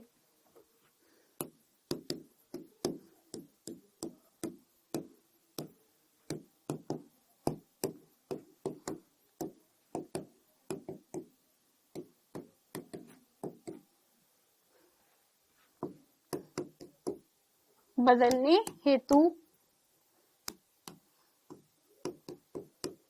दी गई ऊष्मा ही गलन की गुप्त ऊष्मा है। तो बेसिकली बच्चों कई जगह पर कई किताबों में थोड़ी सी अलग परिभाषा भी होगी, जो आप लोग इस प्रकार से देखोगे कि 1 किलोग्राम बर्फ को या फिर 1 किलोग्राम ठोस को, है ना। बेसिकली जब 1 किलोग्राम ठोस को, बर्फ मत करना यहाँ पर, इसको बेटा ठोस कर देना, तो 1 किलोग्राम ठोस को वायुमंडलीय दाब पर जब हम लोग द्रव में बदलते हैं तो उसके लिए जो दी गई ऊष्मा की मात्रा होती है वही उस पदार्थ की गुप्त ऊष्मा होती। तो गलन की गुप्त ऊष्मा जब हम ठोस को द्रव में बदलते हैं, अगर कहीं पर लिखा है क्वथन की गुप्त ऊष्मा तो वहां पे हम द्रव से गैस में बदलते हैं। दोनों परिभाषा याद रखिएगा, एक परिभाषा से आप लोग 2 परिभाषाएं बना सकते हो, ठीक है। चलिए आगे बढ़ते हैं। अब हम लोगों ने क्या देखा, अगर आप लोग ठोस से द्रव में बदलते हो तो हम उसको संगलन बोलते हैं, द्रव से ठोस में बदलने को हम लोग बोलते हैं जमना, यानी कि फ्रीज होती है कोई चीज। जब हम द्रव अवस्था से गैस में रूपांतरण करते हैं उसे वाष्पीकरण कहते हैं, और गैस से जब हम वापस द्रव में बदलते हैं उसे संघनन कहा जाता है। जब ठोस से हम किसी भी पदार्थ को वापस से गैस में बदलते हैं उसे हम ऊर्ध्वपातन बोलते हैं, और गैस से जब वापस ठंडा करके ठोस में बदलते हैं तो इसे हम बोलते हैं ऊर्ध्वपातन। याद रखिएगा, ये टर्म्स आप लोगों को काम आएगी। अब हम बात करते हैं बेटा कि दाब बढ़ा करके कैसे पदार्थों को हम लोग समीप ला करके भी अवस्था बदल सकते हैं। तो हम सभी जानते हैं कि ठोस जो होते हैं उनके कण बहुत पास पास में होते हैं। सब लोग जानते हो कि ठोसों के जो कण होते हैं वो काफी ज्यादा समीप होते हैं, पास पास में होते हैं। द्रवों के जो कण होते हैं वो कैसे होते हैं, थोड़े थोड़े दूर दूर दूर दूर दूर दूर होते हैं। तो क्या ये पॉसिबल नहीं है हमारे लिए कि हम लोग कणों को समीप ला करके भी क्या करेंगे, अवस्था बदल सकते हैं। तो बेटा जब हम क्या करेंगे, जब भी किसी भी ठोस पर, द्रव पर या गैस पर दबाव आरोपित करते हैं तो बेसिकली द्रवों पर दबाव आरोपित करके उसे ठोसों में बदला जा सकता है और गैसों पे दबाव आरोपित करके उन्हें द्रव में बदला जा सकता है। तो क्या होता है बच्चा आपके पास में, जब भी आप दबाव आरोपित करते हो तो जब भी हम क्या करते हैं बेटा, दबाव डालते हैं, तो दबाव डालने से कण कैसे आता है, कण समीप आते हैं, जिससे समीप आ जाते हैं, जिससे गैसीय पदार्थ द्रव में बदल जाता है, द्रव में तथा द्रव ठोस में बदल सकते हैं।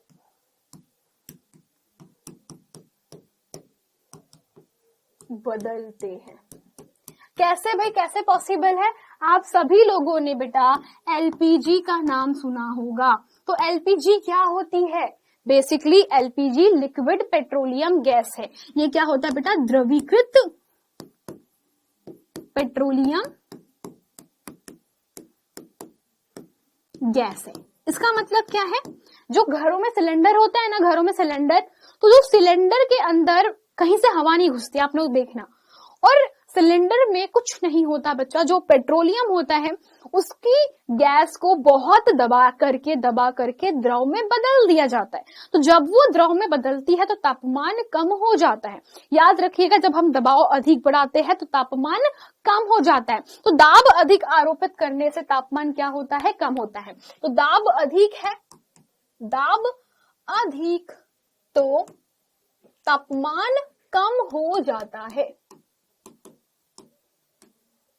ना। तो जब दाब बहुत ज्यादा अधिक होता है तो तापमान कैसा हो जाता है? काफी ज्यादा कम हो जाता है।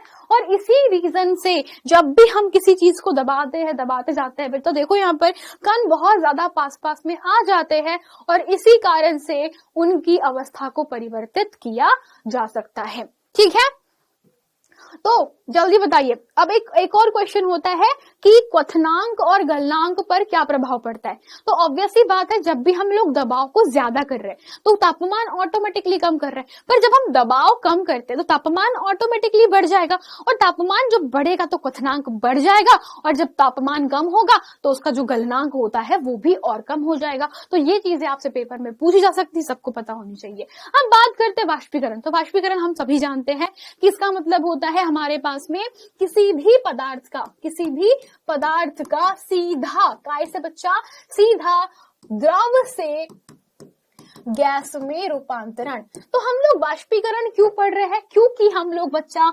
वाष्पीकरण के माध्यम से देख सकते हैं कि जब भी, देखो वाष्पीकरण मतलब होता है द्रव से गैस में, और वाष्पन का मतलब होता है हमारे पास में एक शब्द आप लोग पढ़ोगे वाष्पन। वाष्पन का मतलब होता है कि धीमे धीमे द्रव गैस में बदलता है, यानी कि वाष्पीकरण हमेशा 100 डिग्री सेल्सियस पर होगा, बट बेसिकली जो हमारे पास में जो वाष्प में बदलते हैं, जो वाष्पन होता है बेसिकली, तो वाष्पन जो है वो धीरे धीरे होता है, यानी कि वो जरूरी नहीं है कि 100 डिग्री सेल्सियस पे पानी को पूरा भाप में बदल दे, वो धीरे धीरे 50 डिग्री सेल्सियस से 40 डिग्री सेल्सियस से हल्का हल्का, बहुत ज्यादा नहीं, बहुत धीमे धीमे गैस में जो ऊपर के अणु होते हैं वो बदलते चले जाते हैं। तो बेसिकली वाष्पीकरण को प्रभावित करने वाले कारक हमको पता, पेपर में पूछते हैं। तो वाष्पीकरण को प्रभावित करने वाले जो कारण होते हैं, सबसे पहला कारक होता है सतह का क्षेत्रफल। इसका मतलब ये होता है कि जैसे मान लो कि मेरे पास में वाष्पीकरण है ना, वाष्पीकरण यानी कि पानी का भाप में बदलना, बेसिकली यही मतलब है। वाष्पीकरण का मतलब होता है पानी का वाष्प में रूपांतरण। तो भाई गर्मियों के दिनों में हम लोगों ने देखा है कि हमारे जो तालाब, झील, नदियां, इनके पानी ना सूखते चले जाते हैं। आप लोग देखना, हम लोग ये बोलते हैं कि तालाब सूख गया, हम लोग क्या बोलते हैं कि हमारा जो घर के आसपास का तालाब था वो क्या हो गया? सूख गया। तो कैसे सूखा भाई? हमारा पानी कहाँ चला गया? तो पानी जो होता है तालाब का, जैसे मान लीजिए तालाब है, तो तालाब के ऊपर जो पानी होता है बच्चा, वो पानी क्या होता है, धीरे धीरे उसका वाष्पन होता है। वाष्पन का मतलब होता है जो ऊपरी सतह होती है पानी की, जो पानी की ऊपरी सतह है वो धीरे धीरे से गैस में टूट करके, जो अणु होते हैं वो धीरे से टूट करके गैस में बदल जाते हैं, वाष्प में बदल जाते हैं। तो इसे हम लोग वाष्पन बोलते हैं। तो वाष्पीकरण को प्रभावित करने वाले मेन 4 कारक हैं। सतह का क्षेत्रफल, इसका सबसे अच्छा एग्जाम्पल है बेटा कि तालाब या बड़े बर्तन का पानी जल्दी जल्दी जल्दी जल्दी वाष्प में बदलता है, लेकिन खोल बर्तन का पानी वाष्प में नहीं बदलता। एग्जाम्पल के लिए सतह का क्षेत्रफल, जैसे आप लोगों ने देखा होगा कि जो चाय की प्याली होती है, एक होता है कप, एक होती है प्लेट। तो प्लेट में चाय जल्दी ठंडी होती है पर कप में लेट ठंडी होती है। तो भाई प्लेट में चाय जल्दी ठंडी होती है, क्यों भाई? क्योंकि देखो प्लेट का सरफेस एरिया जो होता है बड़ा होता है, जबकि जो आपका कप होता है, मान लो ये कप है आपका, तो भाई कप का जो सरफेस एरिया है प्लेट के सरफेस एरिया से कम है। तो आप लोग यहाँ पे देखो कि कप का तो सरफेस एरिया, कप का जो क्षेत्रफल है इतना सा ही है, लेकिन प्लेट चौड़ी होती है। तो जैसे ही आप चाय उसमें डालते हो तो प्लेट में क्या होती है, वो फैल जाती है, और फैलने से जल्दी जल्दी जल्दी जल्दी जितनी भी हमारी जो प्लेट है बेटा वो जल्दी जल्दी क्या हो जाती है, ठंडी जाती है, और हम लोग सूख करके उसको पी जाते हैं। सो बेसिक का मतलब ये है कि जब हम एरिया बढ़ा देते हैं तो ऑटोमेटिकली हमारा जो पानी है वो जल्दी जल्दी जल्दी जल्दी वाष्प में बदल जाता है। इसीलिए आप सभी लोगों ने देखा होगा कि कपड़े हम फैलाकर डालते हैं। कभी आप लोगों ने ये देखा है कि कपड़ों को हम बस ऐसे निचोड़ते हैं और बस डाल दिया, ऐसे उठाकर डाल दिया? नहीं, हम कपड़ों को प्रॉपर झपटते हैं, फैलाते हैं और फिर सुखाने डालते हैं। तो इसका रीजन क्या है, कपड़ों को जितना फैलाकर डालोगे उतनी जल्दी सूखेंगे। अगर आपने फैलाकर नहीं डाले तो वो लेट लेट लेट सूखेंगे, है ना, क्योंकि सतह के एरिया से वाष्पीकरण को प्रभावित मिलता है। जितना ज्यादा सतह का एरिया उतना ज्यादा जल्दी जल्दी पानी जो है वाष्प में बदलेगा। तापमान जब बढ़ता है, गर्मी के दिनों में कपड़े जल्दी सूखते हैं पर बारिश के दिनों में नहीं। तो तापमान बढ़ाने पर वाष्पीकरण की दर तेज हो जाती है। आर्द्रता, बारिश के दिनों में कभी भी कपड़े जल्दी नहीं सूखते, क्योंकि वायुमंडल में क्या होती है, नमी होती है। तो वायुमंडल में नमी होती है ऑलरेडी, और हमारे को कपड़े सुखाना है। तो जब ऑलरेडी वायुमंडल में बहुत ज्यादा नमी होती है तो कपड़े वाष्पीकृत कैसे होंगे, क्योंकि पहले से ही पानी बहुत है, और फिर कैसे पानी बदलेगा, है ना। तो आर्द्रता जब आसपास ज्यादा होती है तो हम कपड़े सुखा ही नहीं पाते, है ना। सेम टू सेम वायु की गति, आपने देखना भली बादल हो लेकिन हवा अगर चलती है ना, हवा जितनी तेज चलती है उतने जल्दी जल्दी कपड़े सूखते हैं ना। अपने घर में बारिश के दिनों में मम्मी पंखे में कपड़े सुखाती है। तो पंखे में कपड़े क्यों सुखाती है, क्योंकि जितनी तेज गति से हवा चलेगी उतने जल्दी जल्दी पानी जो है वाष्प में बदलते चला जाता है। तो ये होता है वाष्पीकरण को प्रभावित करने वाले कारक। तो बच्चों आप सभी को बता देती हूँ, सतह का क्षेत्रफल यानी कि हमारे पास में जो कप होता है उसमें जल्दी जल्दी जल्दी चाय ठंडी नहीं होती।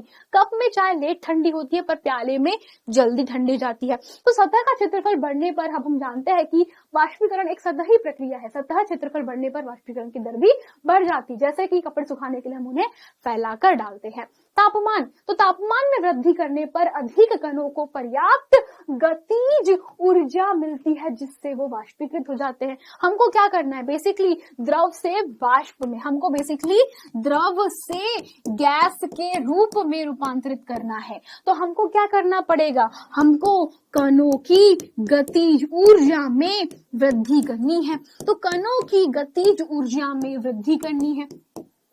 सो बेसिकली गतिज, जो कणों की गतिज ऊर्जा है उसमें हम लोगों को बढ़ाना है। तो हम लोग देखेंगे कि अगर तापमान बढ़ाएंगे तो कणों की गतिज ऊर्जा बढ़ जाएगी, और कणों की गतिज ऊर्जा बढ़ेगी तो ऑटोमेटिकली वो धीरे धीरे धीरे धीरे पानी जो है काय में बदलेगा। तो धीरे धीरे धीरे धीरे धीरे पानी वाष्प में बदलते चला जाएगा।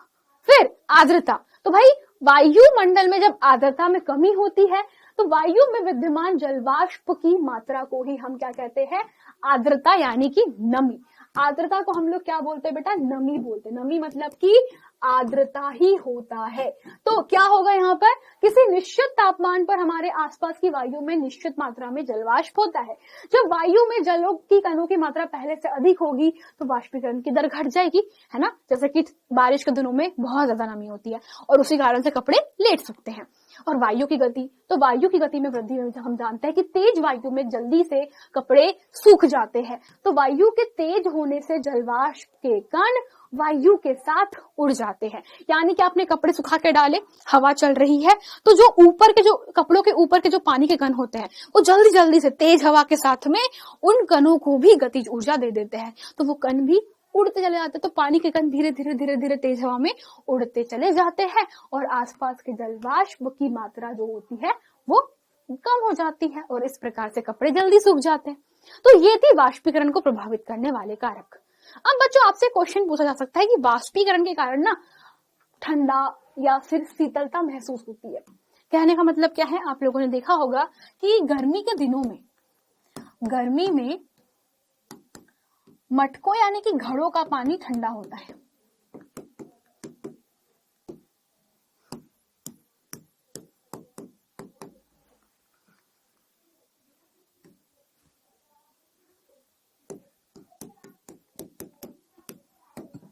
यानी कि गर्मी के दिनों में जो मटके का पानी होता है, जो घड़े होते हैं, उनका पानी ठंडा होता है। ऐसा क्यों होता है कि वो मटकों का पानी ठंडा है ना?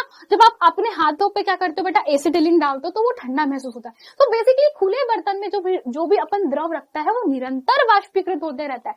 बेसिकली जो मटका है, आप लोगों के घर के आसपास जो मटका रखा होता है, तो मटके में क्या होता है बेटा, मटके में ना ढेर सारे छोटे छोटे छिद्र होते हैं। तो मटका क्या करता है, याद रखना, मटके को आपने ढक्कन से ढक के रखा है, तो मटका को आपने क्या किया, मटका तो आपने ढक के रखा हुआ है। मटका क्या किया, मटका तो आपने ढक के रखा हुआ है, तो मटके को हमने एक ढक्कन से ढक दिया है। तो मटके में क्या होते हैं, बहुत छोटे छोटे छेद होते हैं, तो वो छोटे छोटे छेदों में भी क्या होता है, पानी भर जाता है। तो मटके के छोटे छोटे छिद्रों में क्या होता है बेटा, जो पानी होता है वो क्या करता है, भर जाता है। तो जब पानी भर जाता है तो आसपास कैसी है बेटा, आसपास तो गर्मी है, आसपास गर्मी है और अंदर भी कैसा है, पानी भरा हुआ है। तो ये जो कण होते हैं ना, ये कण क्या करते हैं, ये कण आसपास के, यानी कि ये जो कण होते हैं वो बाहर के गर्मी से वाष्पीकृत नहीं हो सकते। तो ये क्या करते हैं ना, अपने अंदर के पानी की, जो अंदर का जो जल होता है, उस अंदर के जल की ऊष्मा को ग्रहण करते हैं। क्या करते हैं, अंदर की ऊष्मा को ग्रहण करते हैं। तो ये जो छिद्र होता है, ये छिद्रों के अंदर के जो पानी होता है वो धीरे धीरे धीरे धीरे वाष्पीकृत होता है, वो भाप में बदलता चला जाता है। और वो जब भाप में बदलता जाता है तो यहाँ पर क्या हो गई, ऊष्मा की कमी हो गई। तो जब ऊष्मा की कमी हुई घड़े के अंदर तो पानी ठंडा हो जाएगा। सेम टू सेम तालाब के आसपास आपको ठंडा महसूस होता है ना, जब आप किसी तालाब के, गर्मी में किसी तालाब के आसपास रहते हो तो आपको बड़ा ठंडा ठंडा लगता है। ऐसा क्यों होता है, क्योंकि खुले हुए बर्तन या खुले हुए जो तालाब होता है उसका जो पानी होता है वो निरंतर क्या होता है बच्चा, वाष्पीकृत होते रहता है। तो निरंतर वाष्पीकृत होता रहता है।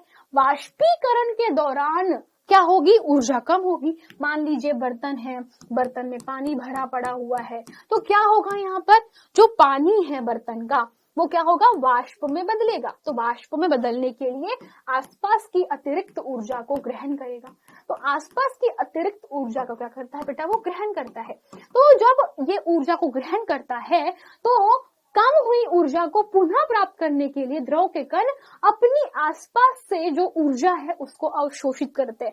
और ऑफ कोर्स अगर आपने यहाँ आसपास की ऊर्जा अवशोषित करी तो आसपास से ऊर्जा के अवशोषित होने के कारण यहाँ पर क्या हो जाएगी, ऊष्मा की कमी होगी। तो ऊष्मा की कमी यानी कि क्या होगा बेटा, तापमान कम हो जाएगा, यानी कि यहाँ पर ठंडा ठंडा महसूस होता है। इसीलिए तालाब के आसपास आप देखना आपको बड़ा ठंडा ठंडा महसूस होता है। कुएं के आसपास कुएं का पानी सब बड़ा ठंडा ठंडा लगता है गर्मी में। क्यों, क्योंकि जब हमारा पानी वाष्प में बदलता है तो आसपास की ऊर्जा को ग्रहण कर लेता है, तो आसपास का तापमान कम हो जाता है और पानी भाप में बदलना चालू हो जाता है, जिससे हमें शीतलता महसूस होती है। सेम टू सेम गर्मी में कूलर करता है, कूलर क्या करता है, पानी को वाष्प में बदलता है, पानी को वाष्प में बदलता है और उसके लिए अपने आसपास का जो पानी होता है, जो अपने आसपास की जो गर्मी होती है यानी कि ऊष्मा है, गर्मी मतलब कि उष्मा, उसको ग्रहण करके पानी को भाप में बदलता है। तो बेसिकली वहां पे हमें कमरे में ठंडक महसूस होती है। सेम टू सेम जब आप एसीटोन को हाथ पे, जो एसीटोन जो नेल पेंट, अपन नेल पेंट को निकालते हैं ना, तो नेल पेंट से जो नेल पॉलिश को निकालने वाला जो होता है ना, थिनर बोलते हैं, उसको जब अपने हाथ पर डालोगे तो बड़ा ठंडा ठंडा लगता है। क्यों? क्योंकि मान लीजिए ये आपका हाथ है, तो जब आपके हथेली पर आप डालोगे तो क्या होगा, हथेली पर डालते से ही, है ना, आपकी हथेली पर डालते से ही जो आपका हाथ है उस पर क्या होगा, हाथ की जो उष्मा है एसीटोन लेकर के भाप में बदल जाएगा और आपके हाथ में उष्मा की कमी हो जाएगी, और आपके हाथ की उष्मा की जो कमी होती है वही आपको ठंडा ठंडा महसूस करवाती है। इसीलिए हमें क्या होता है, एसीटोन को हाथ में लेने पर हाथ ठंडा ठंडा महसूस होता है। तो भाई इतनी सी थी कहानी हमारे पास में। सेम टू सेम बच्चा, ठंडियों में तेज धूप के बाद लोग अपनी छत पर पानी क्यों छिड़कते हैं, ये क्वेश्चन भी पेपर में पूछा जाता है। तो अब आप लोग जो समझे हो, आप सभी लोग मुझे इसका उत्तर सभी बच्चे लोग कमेंट सेक्शन में लिख करके डालेंगे, ऐसा क्यों होता है ना। चलो, तो ये था आपके आज की क्लास। तब तक के लिए मिलते हैं बेटा अगली क्लास में। एक और क्वेश्चन, बर्फीले जल से भरे गिलास की बाहरी सतह पर जल की बूंदें दिखाई पड़ती है, ऐसा क्यों? क्योंकि किसी बर्तन में अगर हम लोग बर्फीला जल रखते हैं तो जल्दी ही बर्तन की बाहरी सतह पर हमें जल की बूंदें नजर आने लगेगी। वायु में उपस्थित जल वाष्प, बेसिकली क्या होता है, अगर मैंने पानी में बर्फ डाला तो पानी में जो बर्फ डालता है ना बेटा, तो बर्फ बहुत ठंडा है। बर्फ क्या है, ठंडा है मतलब कि 0 डिग्री सेल्सियस, और आसपास पानी का क्या है, पानी की वाष्प होती है, पानी की नमी की बूंदें होती हैं। तो इसके संपर्क में आते से ही जो जलवाष्प होती है वो क्या बन जाती है, द्रव के रूप में बदल जाती है। तो बर्फ क्या करता है, यहाँ की अतिरिक्त उष्मा लेने की कोशिश करेगा। बर्फ क्या करेगा, पिघलने की कोशिश करेगा, तो उसके लिए वो अगल बगल से अतिरिक्त ऊर्जा ग्रहण करता है, ठीक है, और यह द्रव अवस्था में बदल जाता है, जो कि हमें जल की बूंदों के रूप में दिखाई पड़ता है। सिंपल। तो ये थे आपके कुछ इजी पीजी क्वेश्चंस और इजी पीजी क्लास। तो चलिए आज की क्लास को हम लोग यहीं पे फिनिश करते हैं, मिलेंगे हम लोग नेक्स्ट क्लास में, तब तक चलते हैं, टाटा बाय बाय, सी या, thank you for the next class.